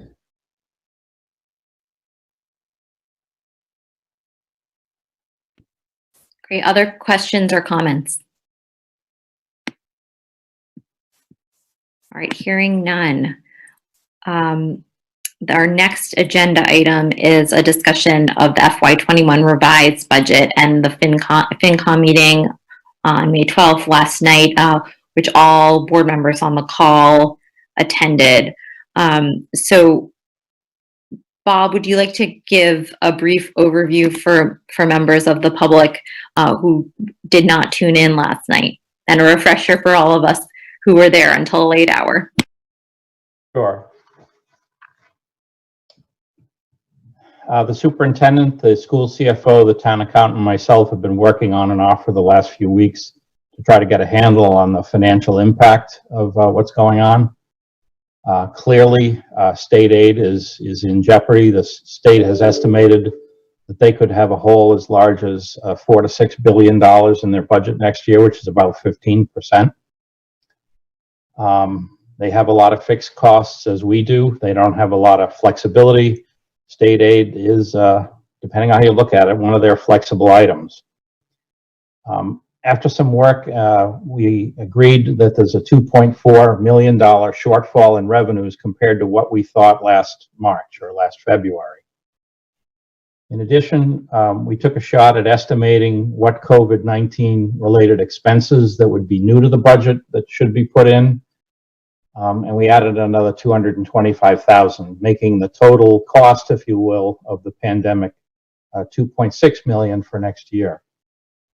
I should add that year to date, we've probably spent more than $225,000, or at least placed orders.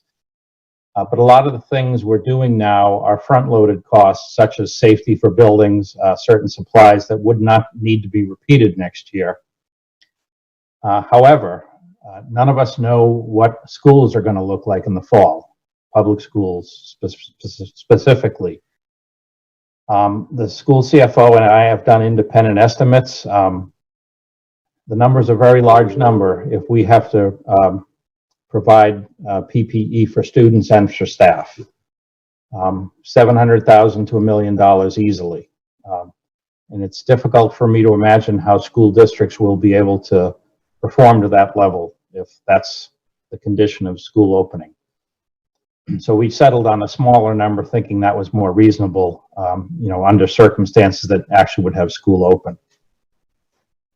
We then decided to look at, of the $2.6 million, how much of that is temporary and how much of that looks to be more longer term. You've probably heard in the news discussion about what shape the recovery will be. Some people say V shape, some people say U shape, some say a check mark, which is a very long recovery. The answer, nobody knows. Nobody knows the answer. But as best we can tell from really looking as deeply as we can into the numbers and the assumptions, $1 million out of the 2.6 million looks to be longer term. It does not look like it will come back in the near term. And 1.6 million could be described as a short term, perhaps a 1 year, perhaps a 2 year impact. And that influenced how we decided to try to balance the budgets.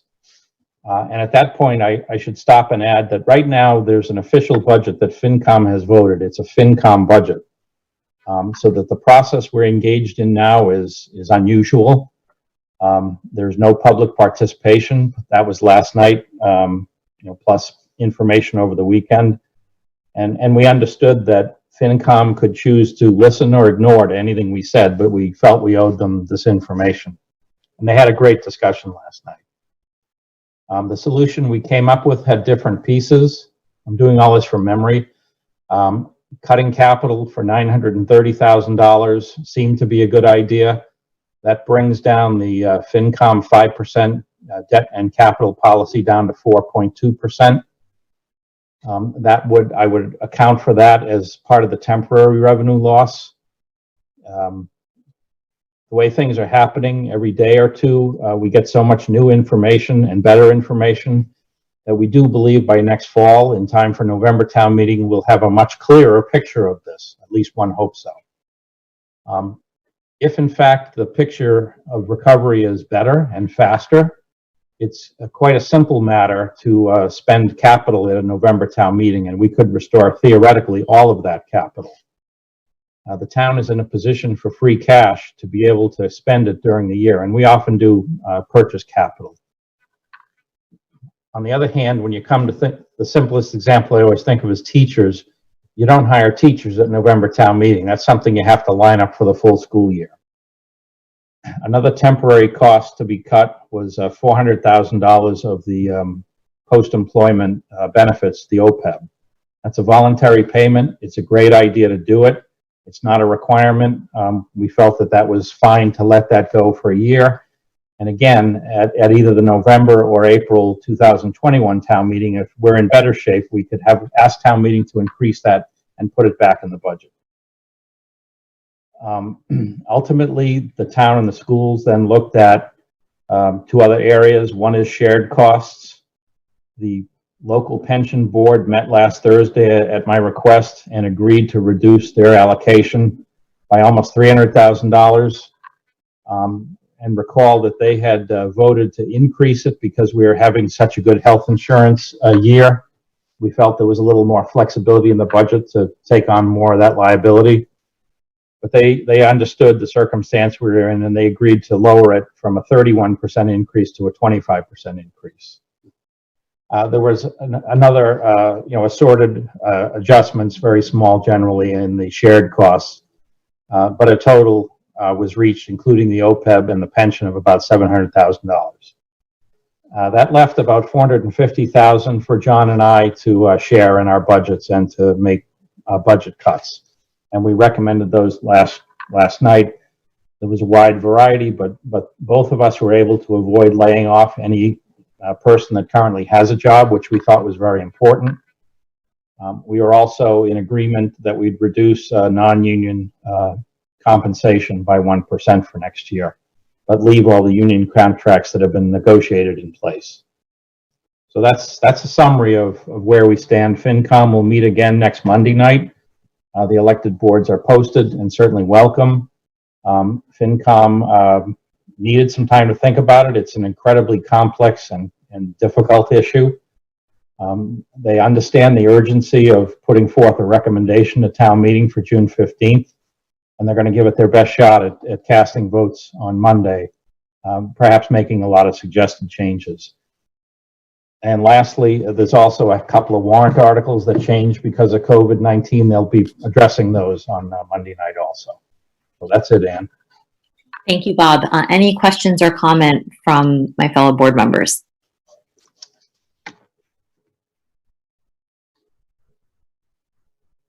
Yeah. Yes, Carlo. I just found last night very informative, and it was nice to hear the different views of some of the FinCom members, and school committee was there, and I know all of us were there, and everyone did a good presentation and went over a lot of information for all of us.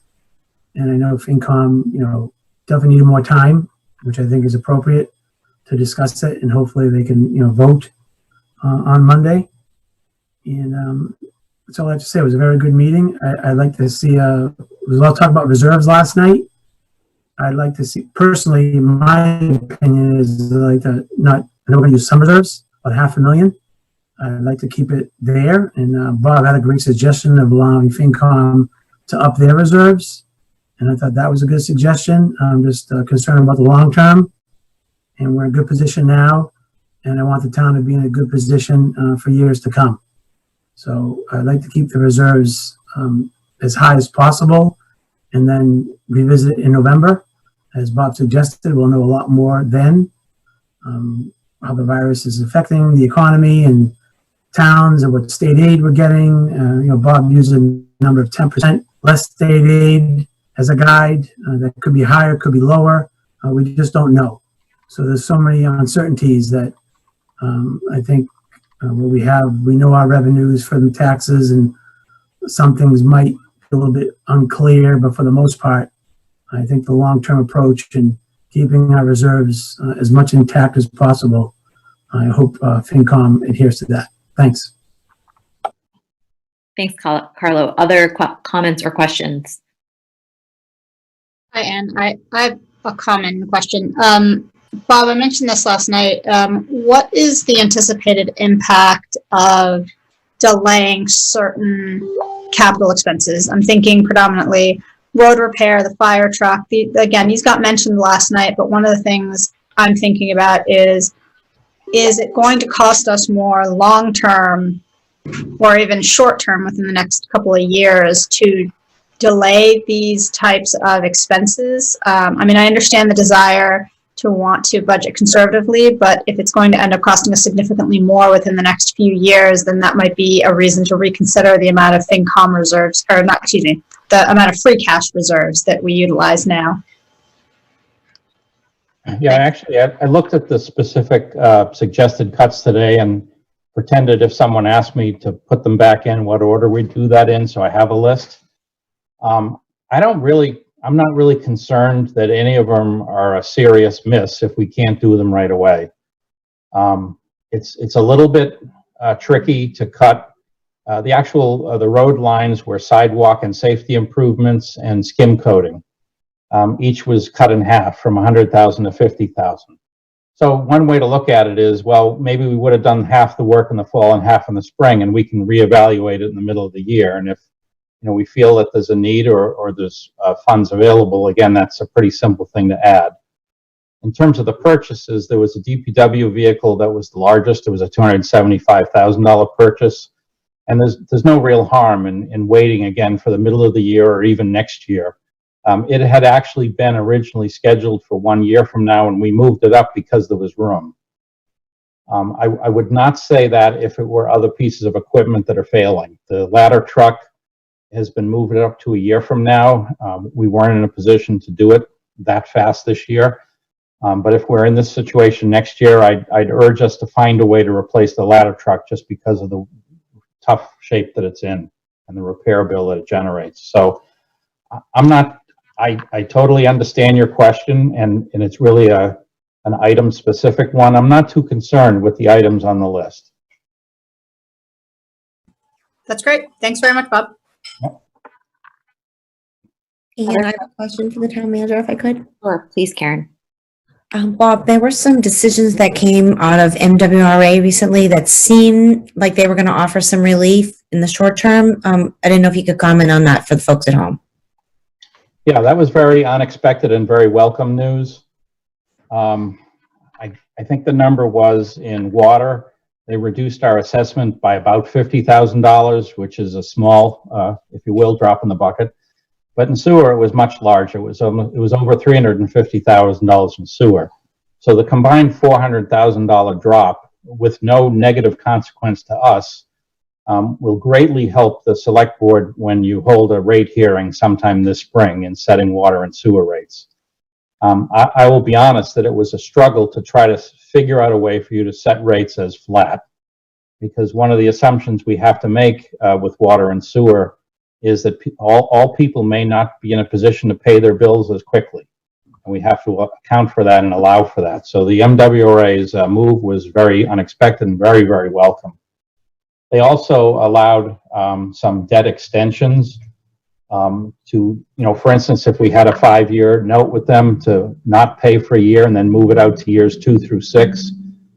We do have some debt with them. It's relatively small. I don't think we need to take advantage of that, but that could be very helpful to some communities with a larger note with them. Thank you. That's great news. Yeah. Other comment?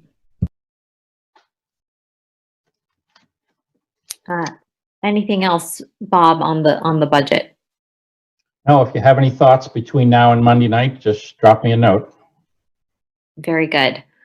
I think at this time we should take a 5-minute break, which would bring us back at 8. We'll say let's come back at 8:55. All right. Sounds good. Thanks, Anne.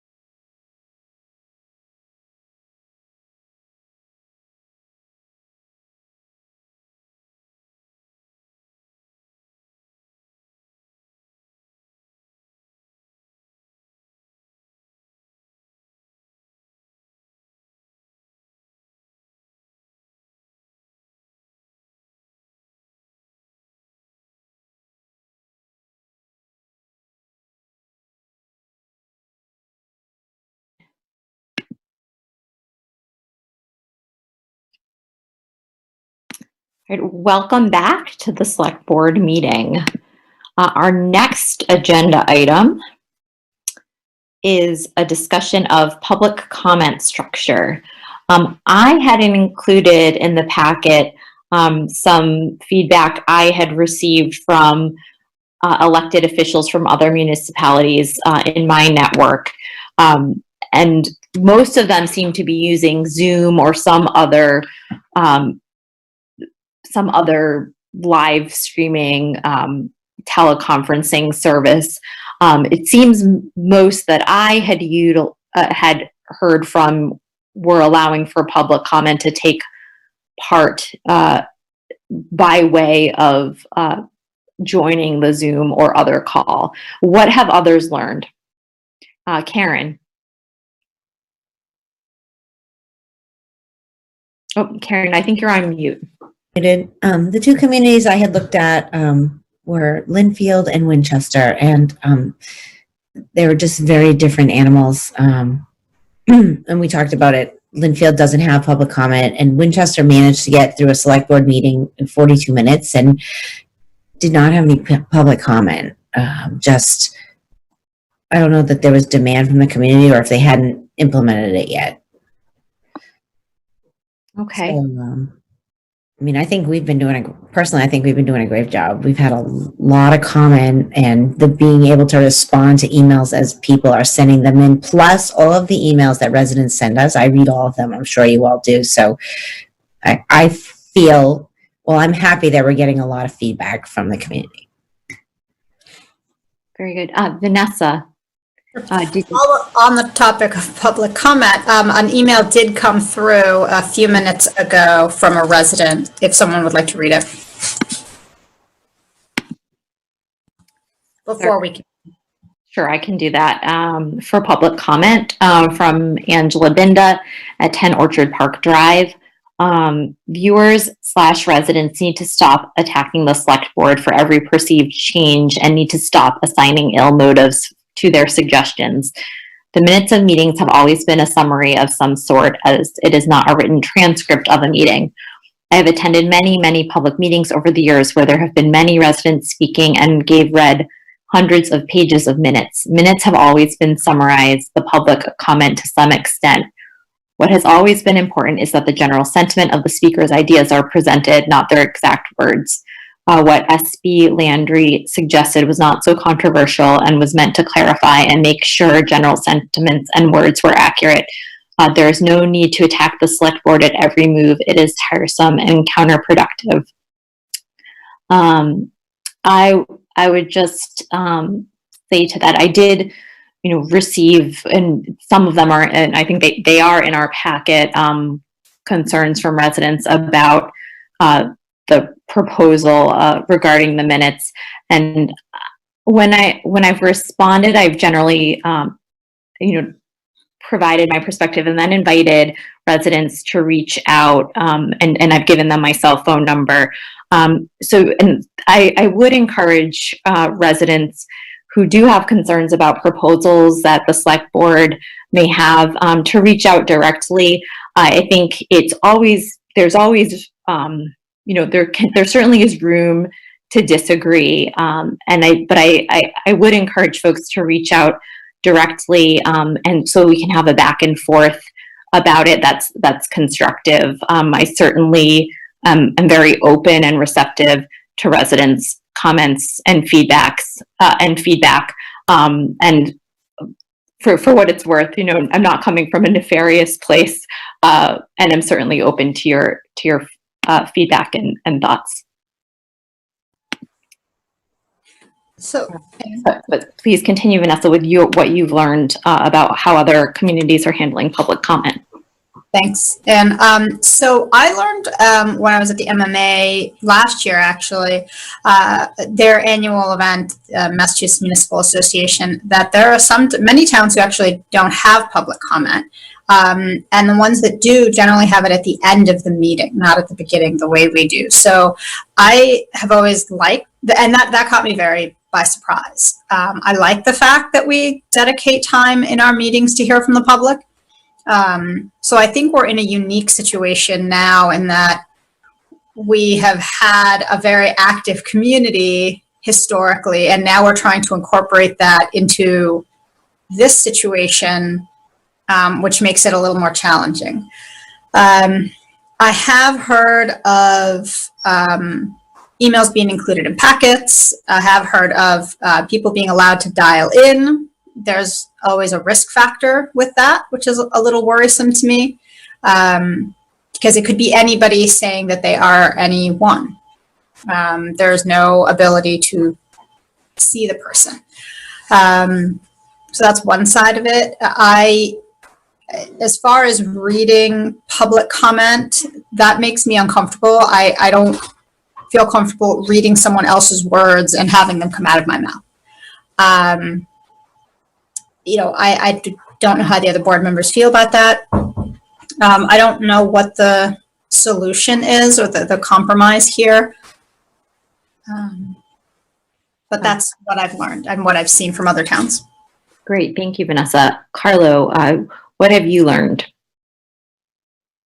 So when we were asked about this several weeks ago, I reached out to a colleague in Wakefield, and Wakefield hasn't stopped.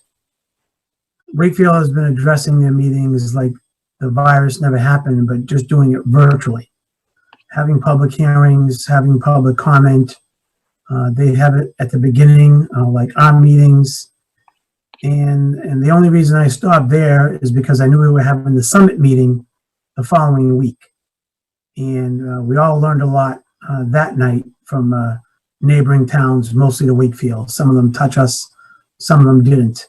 And I was also surprised to learn what Karen mentioned, that Linfield does not have public comment, which I found very odd. And Linfield seems to be okay with it. So if that works for them, that's fine. That's not how we've run our meetings. And I don't expect us, or I don't, I know we're in a different format now, but I would like to see us move to the next step, given that we do have some public hearings coming up on our future agendas, and allowing a chat room version of people, stating their name and address, whether it's virtually or just, we hear their voice. And yes, there's always that risk of an imposter or impersonator, but if someone has that kind of time on their hands, that seems a little odd to me, but they could do that at town hall too. So I know that's a difficult one, but a reality in any style of meeting that we have. Anyone could walk into town hall and just say, I am Ann Landry, and say what they want to say, or I'm Carlo Bacci. So, but I get it. It's a little different in this format, but I would like to see us to try to get, I don't want to say up to speed, but kind of move in that direction. And I know we've been talking around it for several weeks, but given that Saugus has been taking care of town business and having hearings, and Wakefield, and I forget what Melrose is doing, to be honest with you. Stoneham, I think, is doing the same thing as Wakefield. So it was nice to have us all there at one setting and talking about what we're doing and how it's been going. We have a unique situation in our town that a lot of the other towns don't have. So that's a little bit different, but I don't want that to stop us from having live public comment, so to speak, quote unquote. Is our unique situation the significant amount of public interest we have in our meetings? Yeah, that, and the R word and stuff like that. But yeah, it's a little bit different for us right now with the pandemic and what's going on in town. And as we spoke earlier about the Board of Registrars struggling to have that hearing, which we've never had before. So it's a different level. Can I clarify something that I think is an important distinction? I was going to say, I think that what we're talking about now is how we're going to take public comment in select board meetings, not about public hearings. I think we're not talking about how to handle public hearings, but public comment for select board meetings and how other select board city councils have chosen to do so. Right, and I was just commenting that on our future agendas, we do have some public hearings scheduled. We do. That's why I was referring to the public comment portion of those meetings, future meetings. That's all. So Go ahead, Vanessa. thanks, Anne. So there is an important distinction here because the purpose of a hearing for whatever the topic is of course to hear from the public. It is being sought specifically for a particular cause or issue. The difference, and that is regulated by the state. There are certain posting requirements. There's certain notification requirements. That is not something we as a board can weigh in on how that takes place. My understanding, and correct me if I'm wrong, but is that this particular portion of public comment is strictly for how we as the select board hear from the public on any topic that they choose to bring before us. And that is something that the board has a great deal of discretion on. So those are two very different things when we talk about public comment. So we had a previous agenda item about whether to set a select board policy for public hearings, and we opted not to, but to employ best practices that could be continuously updated on the town website. This agenda item is about how the select board will handle public comment. I think what we've learned from other communities and how we'd like to handle public comment going forward. Tonight we handled it by way of emails received during the course of the meeting being read aloud by board members. I think a point was made to me by a resident that we should emulate what we were doing in person to the extent possible. And I do think that the Zoom format of allowing people to participate by Zoom for a defined period on the select board agenda and be admitted by the administrator of the Zoom call one at a time to comment and can be muted and unmuted by the administrator. I think that would closely emulate what we used to do, which was to have public comment towards the beginning of our select board meetings, and emails received would go into our packet. Those received by the time the packet is posted, and then all emails received after that would go into the next packet. So people can still send us emails, but I think for me, I would like to see those become part of the packet or future packets, and for public comment to more closely emulate what we were doing. That gets away from the issue that Vanessa had raised about how it's inherently uncomfortable to read somebody else's words as if they were your own. And I remember one of the first times that we were called upon to do that, I was reading it and reacting to it at the same time. I started responding as I was reading it, which obviously is not the intention of reading public comment. So I'd like to see us have emails go into the packet, provide a designated time towards the beginning of the meeting for people to come into a waiting room and speak for 2 minutes or less under the parameters set by the chair. No disparaging comments, etc. And I think that would more closely emulate what we were doing in the select board meeting room. Other thoughts by fellow board members? And with Mark not here, Yeah. Is this a subject that perhaps should include him, since he's ultimately the one that is going to have to administer? Right. I think that's a fair point. Mark will have to chair and oversee this. So I think we can get some ideas on the table now, but I think it probably would be appropriate to get his input and wait. I think that's a fair point, Vanessa. And that's probably true for some of our other agenda items as well. I think particularly the communications piece that were the questions that he had sent to us to consider. Other comments for consideration? Yes, Karen. I like the idea of letting the public speak for themselves. It is sometimes uncomfortable reading these letters, and the chair does have the ability to, so you can give feedback and you can disagree with the way in which the board is going, but you can provide that information in a fact-based manner. And it becomes uncomfortable when we see statements that say things like, do your job, you're playing politics, or, that's not helpful to the board. And that's when I think it becomes uncomfortable to read the letters. Otherwise, if these were just straightforward feedback, I'm happy to read them. So if a better alternative is that a member of the public is allowed to speak and the chair can say, you know what, our policy is that you need to not say anything disparaging, and just shut them down, then that might be something that I would be in favor of that. Yeah, I would think do your job probably would still fall within within the not disparaging parameters, but I understand that those kind of comments are very uncomfortable to read aloud as if they're our own words. So having people being able to speak in their own voice makes sense to me. I did note, I think it was Wakefield at the meeting last week mentioned they also have some kind of drop box for public comment. I don't know, but I think it is typical practice.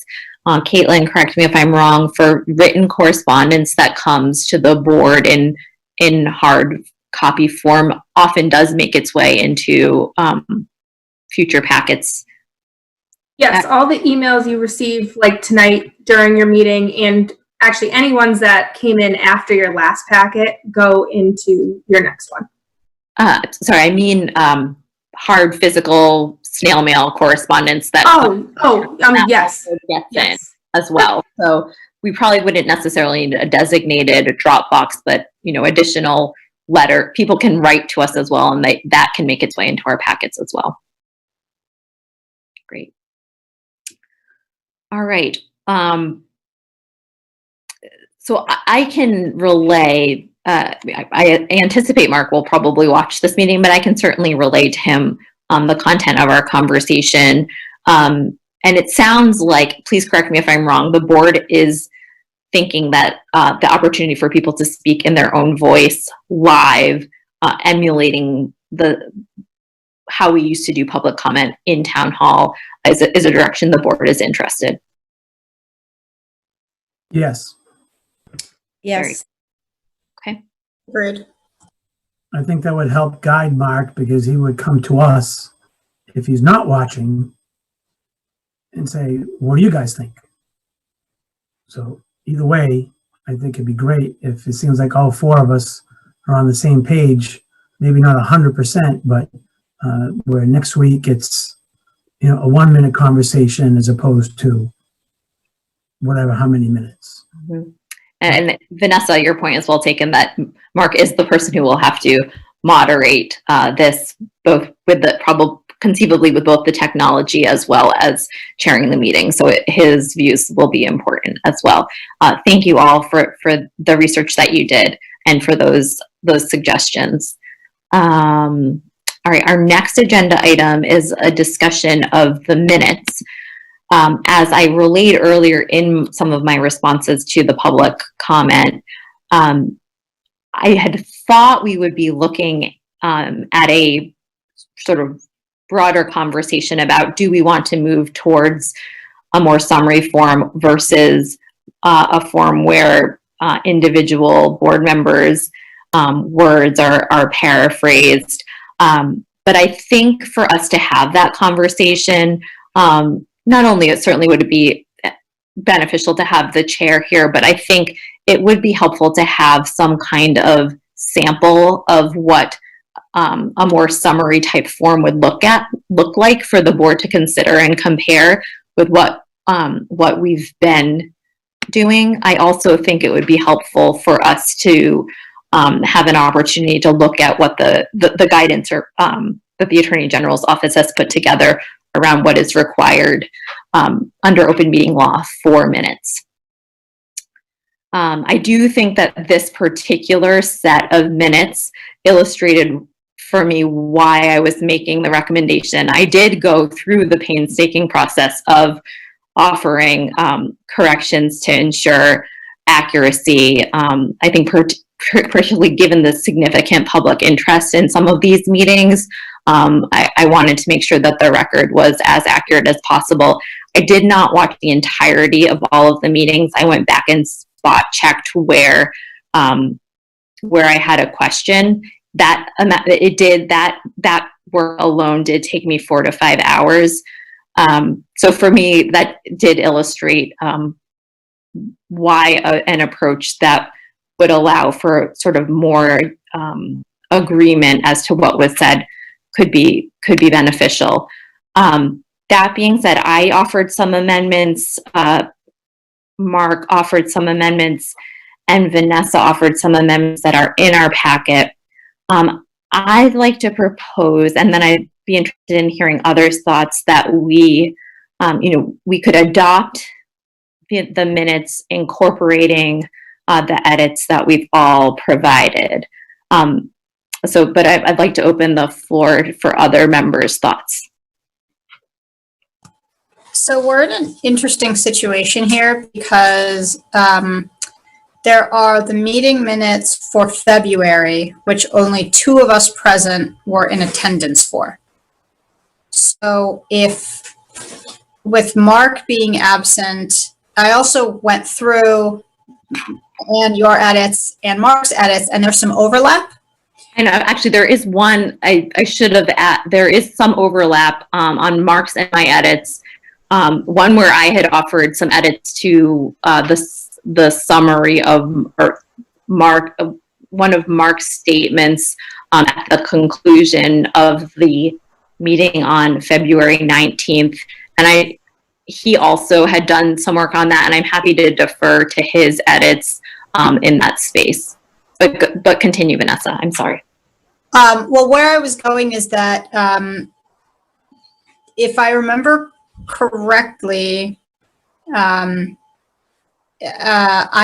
trying to think back when I first joined the board. I don't recall if I voted or if I abstained. I want to say I abstained from voting for minutes for which I was not a board member. So I don't, if they can vote, if Karen and Carlo can vote, then I think we're okay. But otherwise, that's maybe a good threshold question for us this evening. They can. It is up to them if they choose to or feel comfortable doing so, having not participated in those meetings. So, Karen and Carlo, were you planning to vote or to abstain on those minutes? Hi, Anne. Since in my experience serving on other boards, I have generally abstained from voting on minutes they had absolutely no participation in. I didn't feel that it was appropriate. So I was planning on abstaining from at least those 2 sets of minutes. All right. And Carlo, were you planning to vote or to abstain? Since I was there live, I was planning to vote. Okay. All right. I was there live for both of those meetings as well, but again, I was not an active participant, just to be clear. Okay. You're both within your rights to either abstain or vote.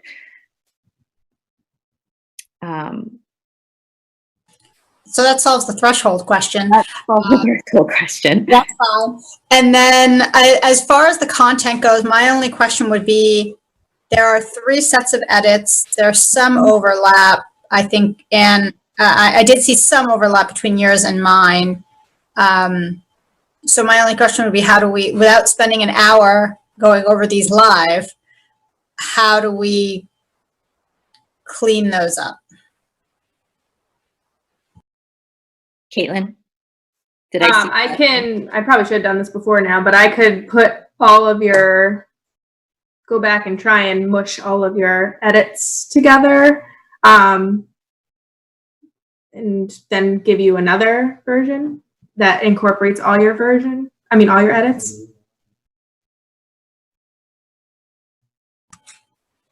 Anne, are you comfortable with that?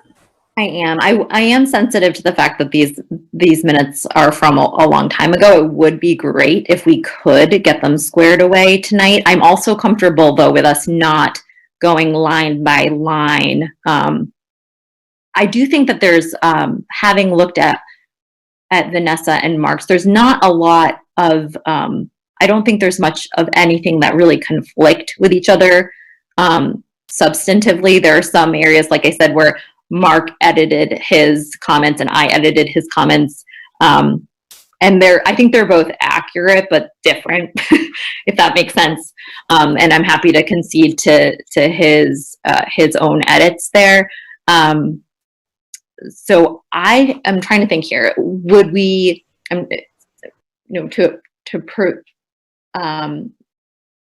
maybe approve the minutes, incorporating everyone's edits, and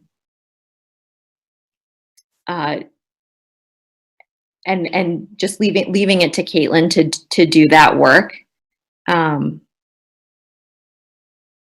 Is that something we might be comfortable with? Of doing the incorporating? And we could also, here's another thought, to the extent, Caitlin, you see anything that is potentially conflicting, you could raise that at a future meeting. Could we, Sorry, go ahead. I was going to say, could we also do a compromise, since Anne, I think you and I had the most extensive edits. Could the board, trying to think this through, move to approve the minutes contingent on you and I coordinating with Caitlin on anything where we overlap? Is that could work? That works. And then I think it could mean we could wrap that up and have approved minutes. So that solves the issue for the February, March minutes. Is there a plan to discuss future minutes going forward? So I think we should, in terms of whether they should be summary form or not. Yes. Well, that had been my thought that we would be doing that this evening, but when I saw that the open meeting law guidance wasn't included in our packet, and there wasn't a sample of summary minutes for February 4th, I wondered if we would have utility in that. However, but to your point, and given the fact that I have been able to comment on my thinking around it earlier and responding to public comment, I'm certainly welcome others' thoughts on that. Although but first we should probably make a motion with respect to the other minutes. I think we should let's first approve minutes that are drafted, and then we can have a brief philosophical conversation about future minutes. Although I think to really close the loop on that, I'd like everyone to have had an opportunity to look at open meeting law guidance, and we can also discuss whether we want Caitlin to put together a summary form as a sample. So do I hear a motion in keeping with what Vanessa had described with respect to approving minutes for February? Are we talking about approving the minutes not as is? No. So we talked about approving the minutes, incorporating the edits that Vanessa, Mark, and I had drafted. And to the extent that there is any difference with something that Vanessa or I had offered, Vanessa and I would work with Caitlin to iron those out. Okay, and then we'll discuss and approve the minutes at a later date? I think this is the opportunity to discuss and approve the minutes. Did you, with Mark not here, isn't that kind of difficult?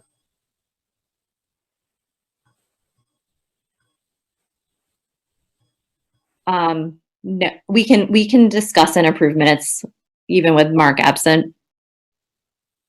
I just have a question because I was going over everything today. Oh God, Sure. I just lost it. there was a set of, everything was, I could follow everything with the amendments or changes or, corrections, and a lot of them made sense, but there was, I'm sorry, I just lost the page. There was a bunch of corrections that I couldn't see who they were attached to. And I know there were only two of you here tonight, but maybe now I lost it. It was from the 219 meeting. And I'm sorry, I just had it. And it didn't seem to belong to anyone. I couldn't tell who it belonged to. Okay. And I Part did of offer. what page is that on of the PDF? yeah, that's what, I just had it and I clicked something by accident. So I'm getting it right now. I think I got it right here. Hold on. So the way I put them in the packet, I don't know if this helps, is I put like Anne's email response and then all her edits, and then Vanessa's email response and then all her edits. So if whatever email it comes after, it should be theirs. Yeah, but this was another 219 edit. So this is on page 117, guys. Sorry. Page Okay. 117.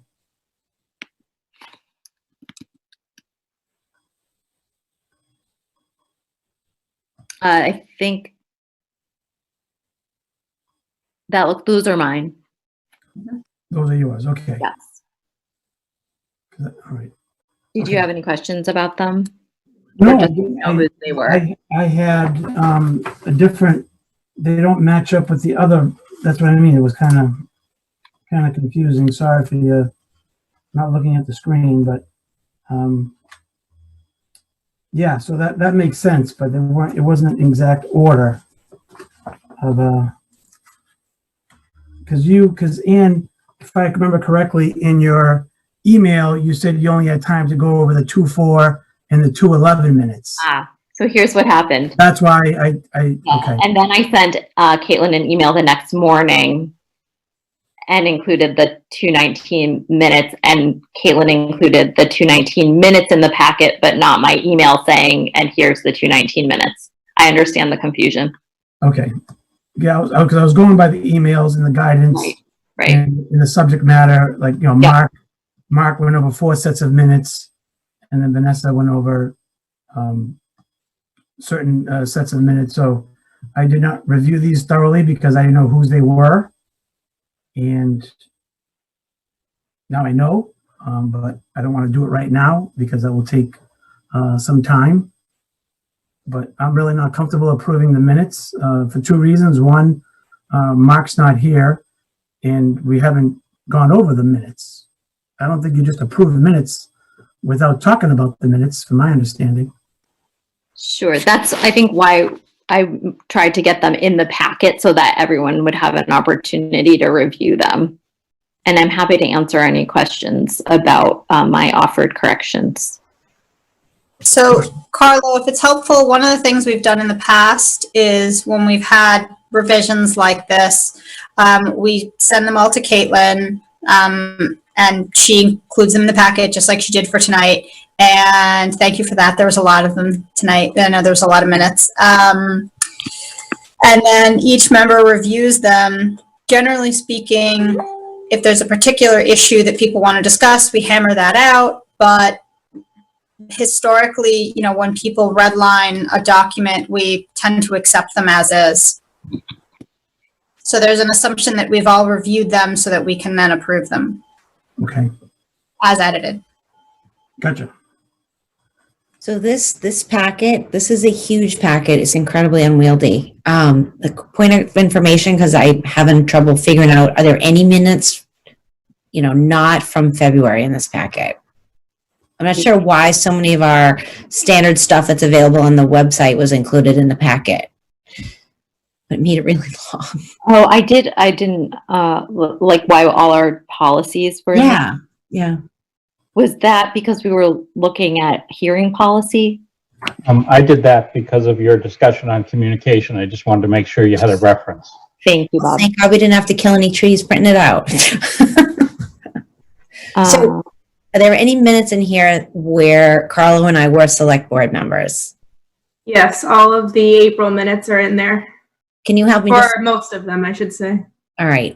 Just to make sure I didn't miss any of them, what page do they start on? Thank you.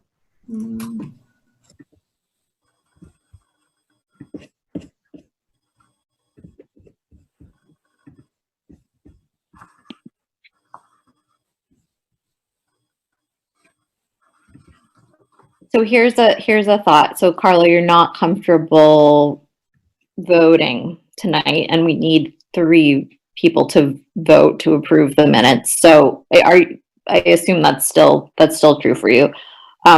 Could we do exactly what we said with respect to Caitlin incorporating the 3, and then Vanessa and I could work with Caitlin anywhere there's any kind of difference in terms of how we had offered edits, and then that product could come back.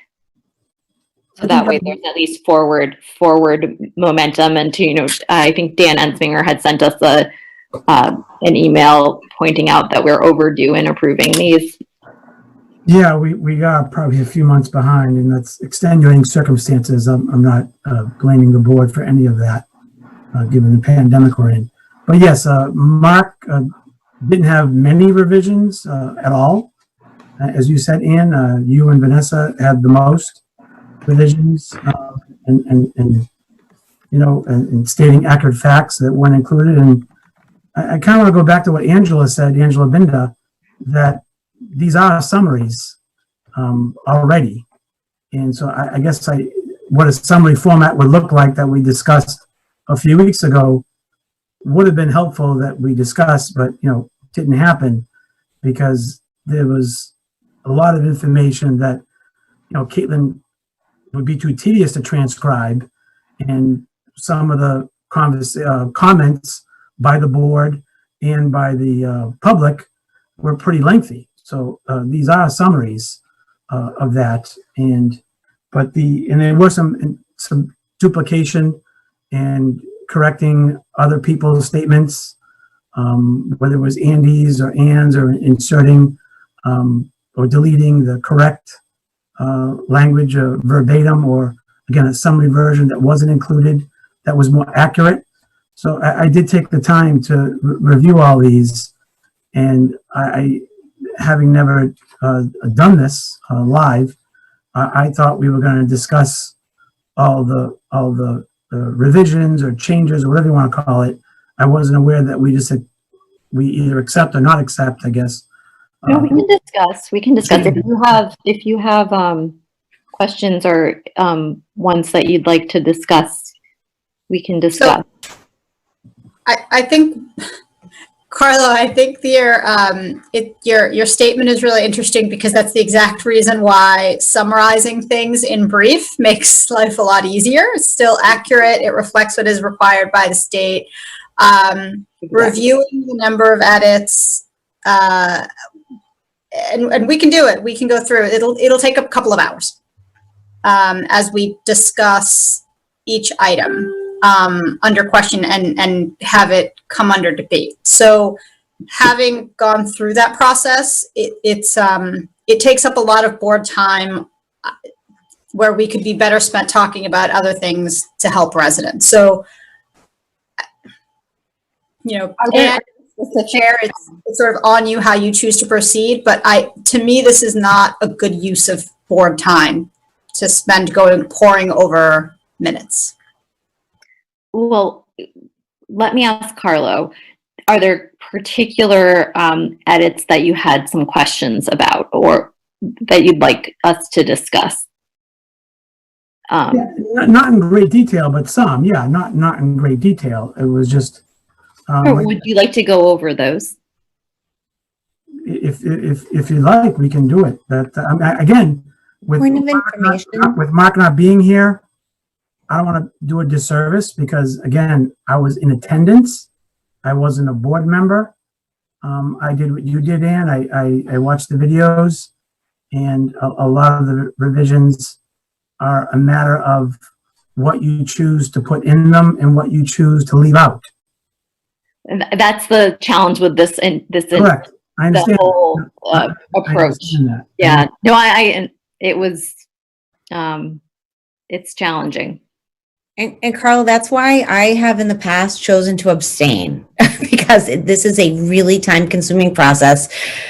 As a board member, we're going to be involved in lots and lots of discussions, and it's a freebie not having to go through the ones that you weren't an active participant. I do have a point of information, and I don't know if you can, you can vote on minutes, and you could, I suppose, ask, I don't understand what this word means, I don't understand what this means, but can non-board members like edit previous minutes? I mean, there can be no input, it's just, you're gonna go with whatever the group Your says. board and you- members, you could offer corrections. It's up to the board to vote them up or down.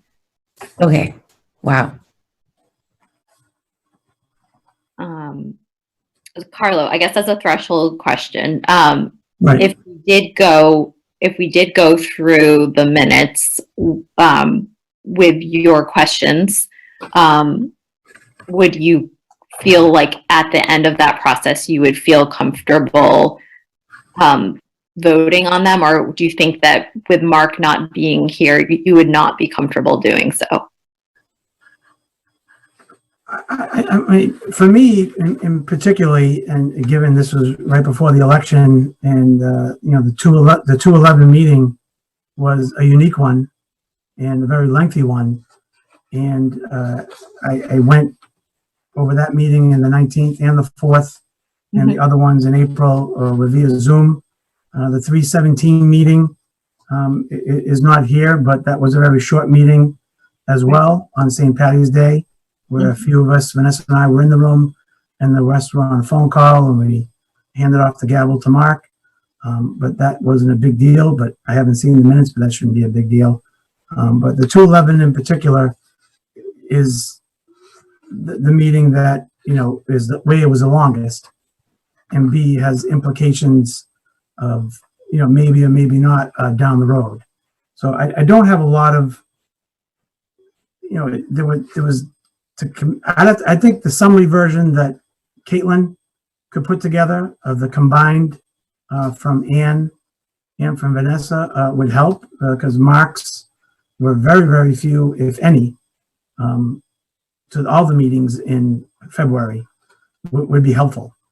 And that way I have time to go over them and combine them as well, because that's what I didn't do. I didn't combine them and make sure the overlapping was the same. So I think that would be beneficial for me personally.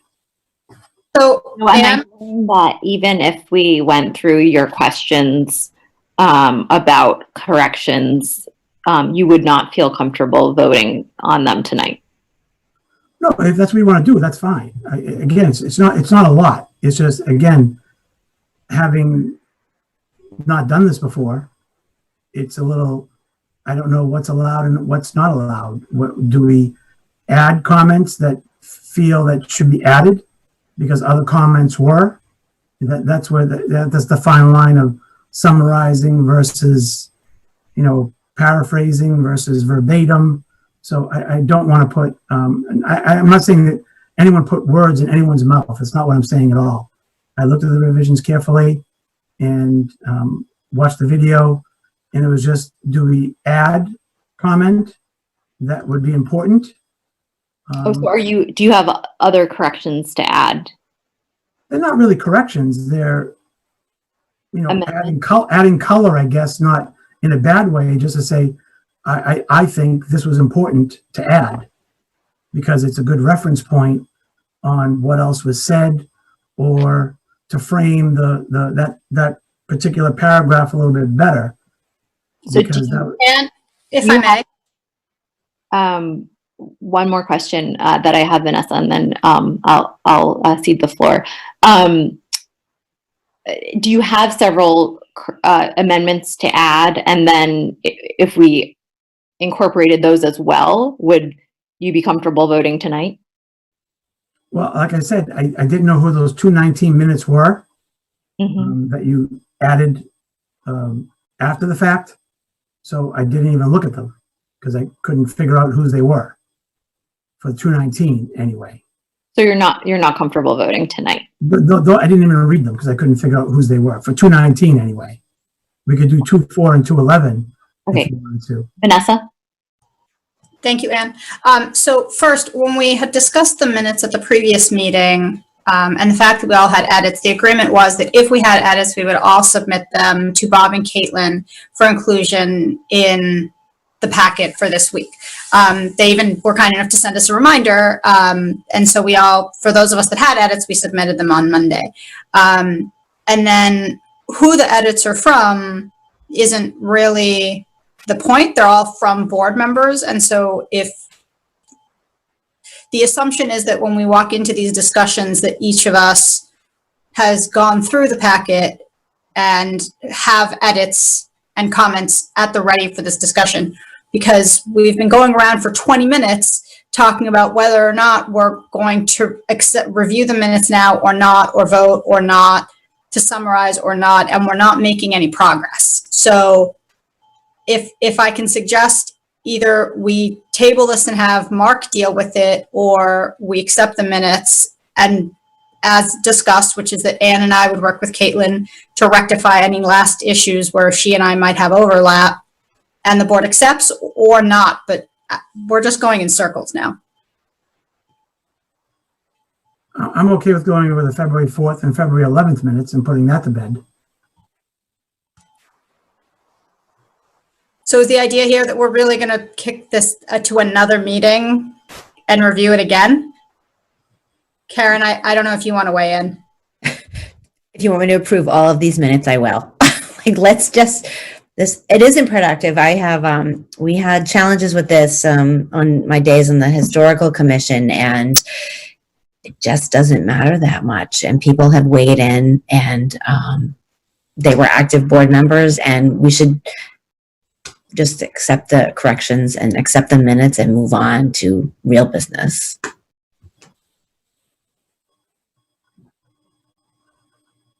But Carlo, as a point of information, if you're on vacation and we're having a meeting and there are meetings up there, or I'm on vacation, you're not expected to vote on every set of meeting minutes in any board or commission, just so you know.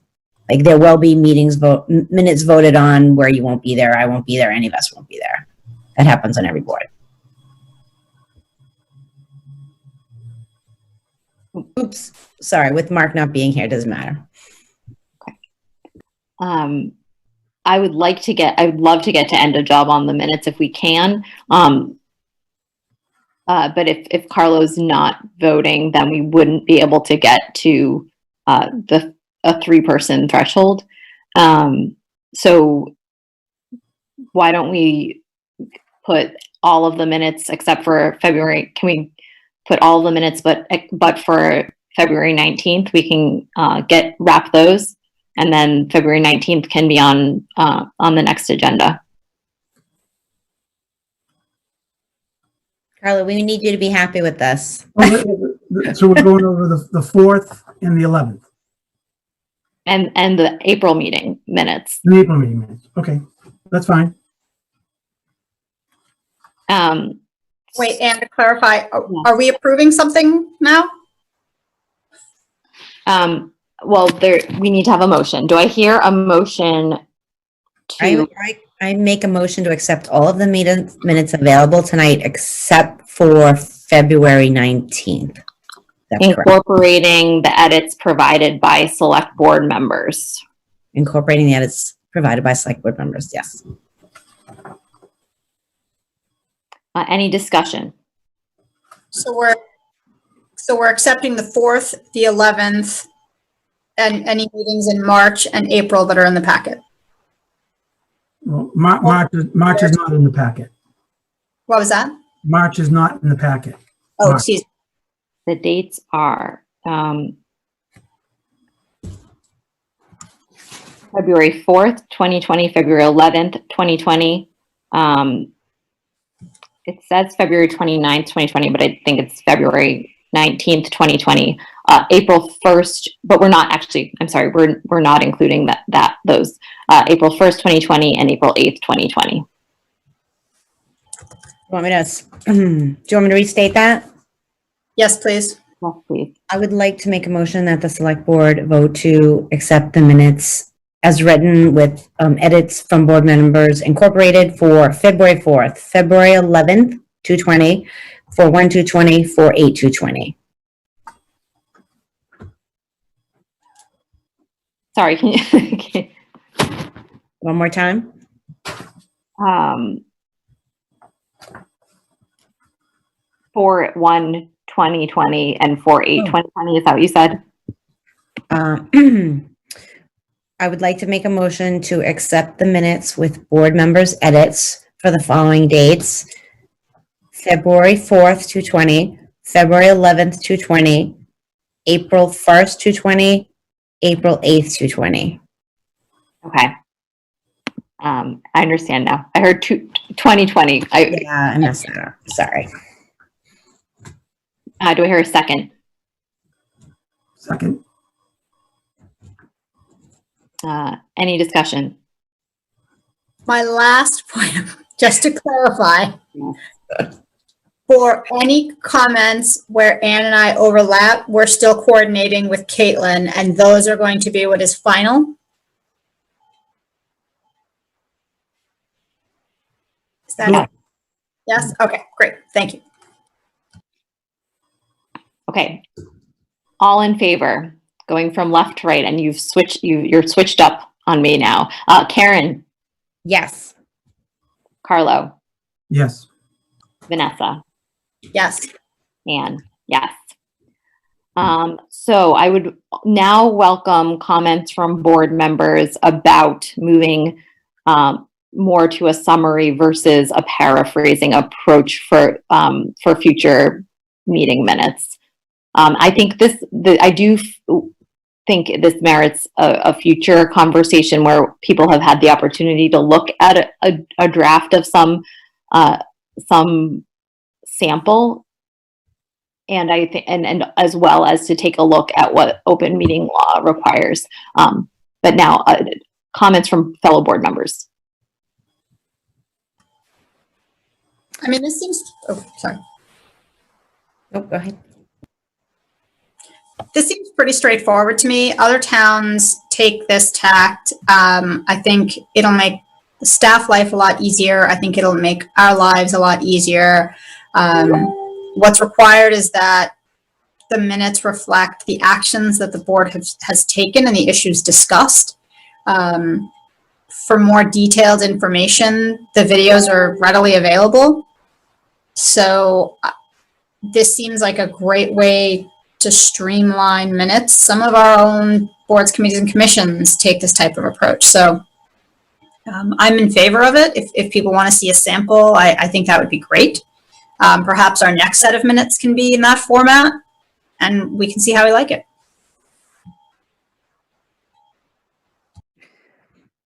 I would love to see a sample. I think briefer is better. I think just the facts, points made, votes taken, that's all we need. If you need more detail, we go back to the tape.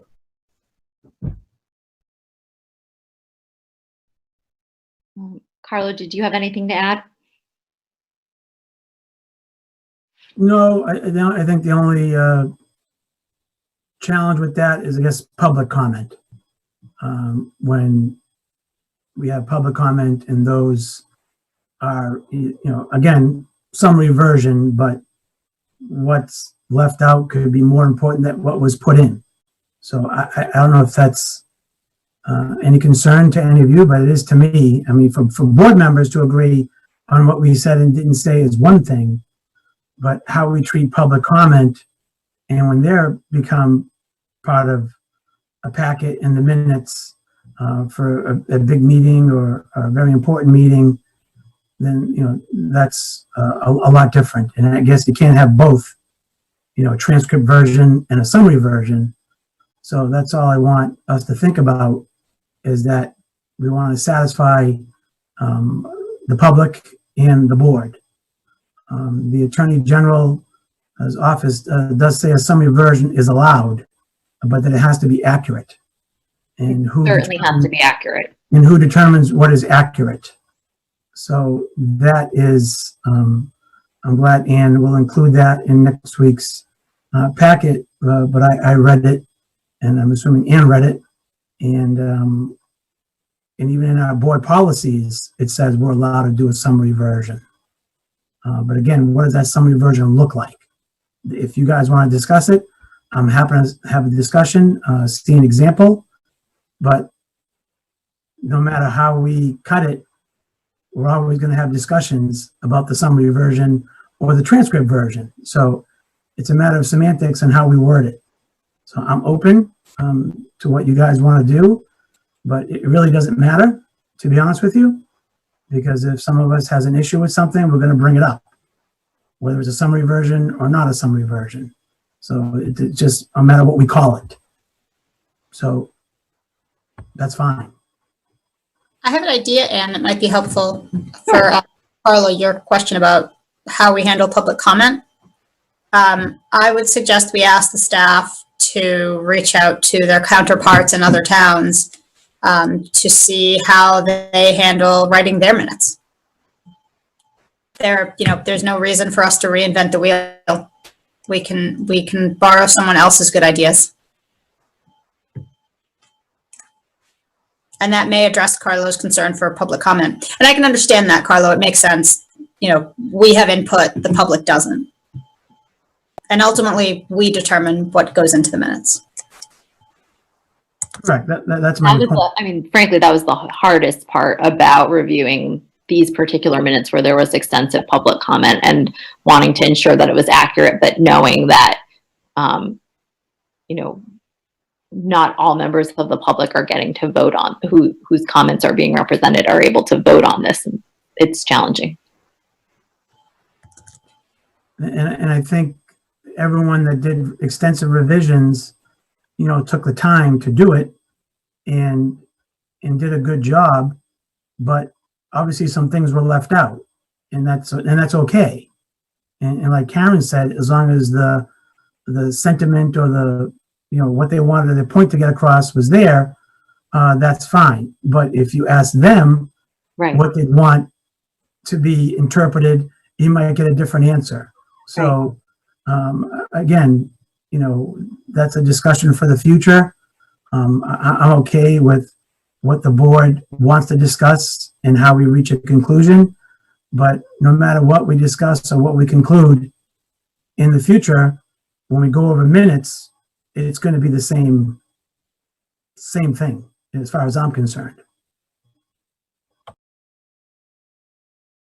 I do think there will be less anguished back and forth and reviewing of footage, etc. If there's less of an approach of paraphrasing what others have said, and granted, we can't quite get away from that in the public comment context because it doesn't always align well with a select board agenda item. So can I ask, there's four of us, and obviously Mark would need to weigh in, but are we in general agreement that we want to move forward with the next set, asking Caitlin to make the next set of minutes for the board in summary format? Is that the direction we're heading in? Yes, please. Yeah, I think we can, that works. I think let's ask it, from my perspective, I'd like to ask if Caitlin would be willing to do that for the next set of minutes that she has not yet prepared versus revising something she's already done. Yeah, that's fine.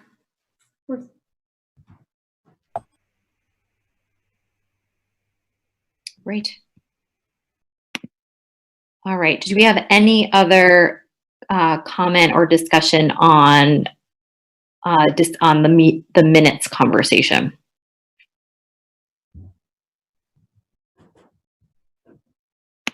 Hearing none. Our next agenda item is a discussion of select board communication. And that was 3 questions that Mark had sent to us. I would propose that we table this until Mark is present because he framed this conversation. I did provide some comments that are included in this packet that you may have seen in response to those questions. But I think it would be more useful with Mark here as he had kind of framed the conversation. Thoughts from others? Karen? I think that's appropriate. Thanks for suggesting that. Does anyone else feel differently? No, Ann, I'm fine with that. Thank you. Okay, very good. All Next up are future agenda items. Does anyone have thoughts for future agendas?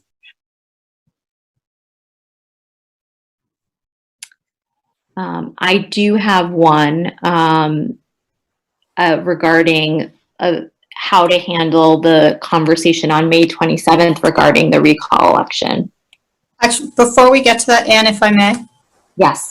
one item I'd like to have considered for future agendas is, and this might be a better discussion for a retreat style that we had previously, but it is, what does the town look like post-corona, post-COVID-19? What's our business situation going to look like? What's the real estate situation going to look like? What opportunities are going to arise for the town that we should start thinking about? Sort of looking beyond the staff is very capably handling all the logistics now, but are there decisions down the road that we need to be thinking about? In particular, some of the, when we talk about capital projects and land use. Okay. So you're looking, long-term planning here, not because post COVID-19, we're not talking about, stage 2 of the governor's reopening or even stage 4 of the governor's reopening. You're looking at long-term planning here. I'm talking 1 year, 2 year, 3 year, what's it going to look like? Because some of the changes that we're seeing now have very long-term ramifications. Thank you. That's a good suggestion. Thank you. Other thoughts? Anne, if I might, on June 3rd, there's a draft agenda item for discussing future town manager goals. So that might tuck in there. Great. And if we're shifting to the recall now, then I will recuse myself. Okay. Thank you, Vanessa. So I just wanted to propose for our May 27th meeting, as we're thinking about the recall election, that we invite Laura Gem, our town clerk, who's in charge of administering our elections, as well as the Board of Health to attend about how to do so most safely. We could also, this may not be necessary, we could, and I'm open to others' thoughts on this, invite a member or members of our legislative delegation to provide us with updates on the status of legislation relating to expanded absentee ballot legislation or mail-in voting that could also help shape our conversation. It may not be necessary to invite our legislative delegation. I understand both Mark and Bob have been in touch with them. But I was thinking that those pieces would be helpful and could inform our conversation and decision-making that evening. Thoughts from other board members? Is this for the May 27th? May 27th. Okay. Yep. Yeah. I guess that's a couple weeks. Yeah. Yes, Carlo. Maybe, some of you can weigh in. I'm pretty sure I've read in several areas, some on mass.gov and other DLS alerts, that COVID-related, an election during the COVID-19 pandemic, that mail-in voting, mail-in ballots is allowed. So that is true for currently for municipal elections scheduled prior to June 30th. So that we're beyond that. I know that Bob and Mark have been speaking to our legislative delegation to ensure that we would be able, and Jason spoke to this, Jason Lewis spoke to this when our legislative delegation visited our board meeting, to ensure that we'll have adequate safety protections and voting options for residents for when we do schedule a recall election. So other municipalities were able to take advantage of legislation, but it was for a finite period of time. So we're hoping that can be expanded, or some of the future, but currently pending mail-in voting legislation could be expanded to incorporate our legislation, our situation. Bob, have you heard any updates on that? Not this week, Carlo. Both members of our House delegation and then our senator were working on two different approaches, I guess I'll say. It was a belt and suspenders kind of thing.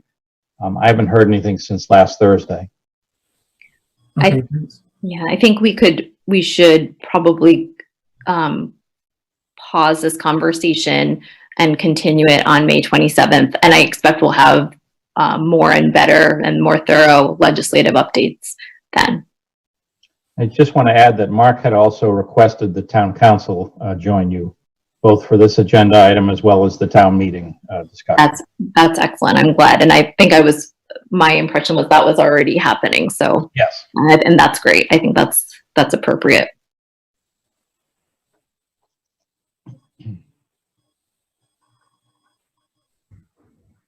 Other thoughts from board members? Oh, I'm happy with that. That sounds great. Thank you.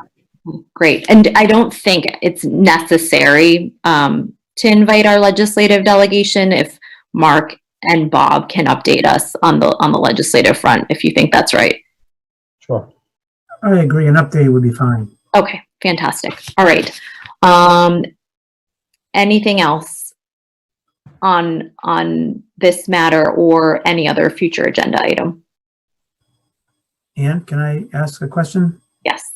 To Bob, is there any, have you, yeah, I know you discussed at our last meeting about Memorial Day observance and where our next meeting is on the 20th. And Why don't we get Vanessa back if are we done with recall conversation? I am. Okay, all right. Vanessa, I'll give her a text message, let her know to return.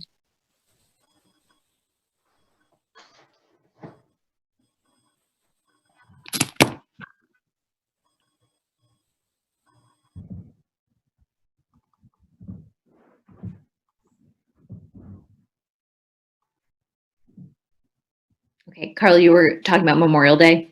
Yeah, Vanessa, I was just asking Bob about, I know it's not on the draft agenda, but if Bob's going to give us an update on what we can and cannot do next week for Memorial Day for our veterans. Yes, either I or Kevin Bowmiller may join us to discuss this. There's a couple issues. It's really the graduation and the Memorial Day kind of overlapping or coinciding to give you a good idea of what's going on in the town. Where would that be part of I was planning to do that just under the town manager report because I don't think it's very lengthy. Okay. If you have any questions, comments, concerns, please shoot me an email. Okay, thanks. That's all I had, Ann. Thanks. Okay, thank you, Carlo. Other comments? Hearing none. Do I hear a motion to adjourn? Motion to adjourn. It's my job. I will second. All in favor? Karen, Yes. Carlo, Yes. Vanessa. Yes. Yeah. Yes. We are adjourned. Stay well, everyone. Take good care.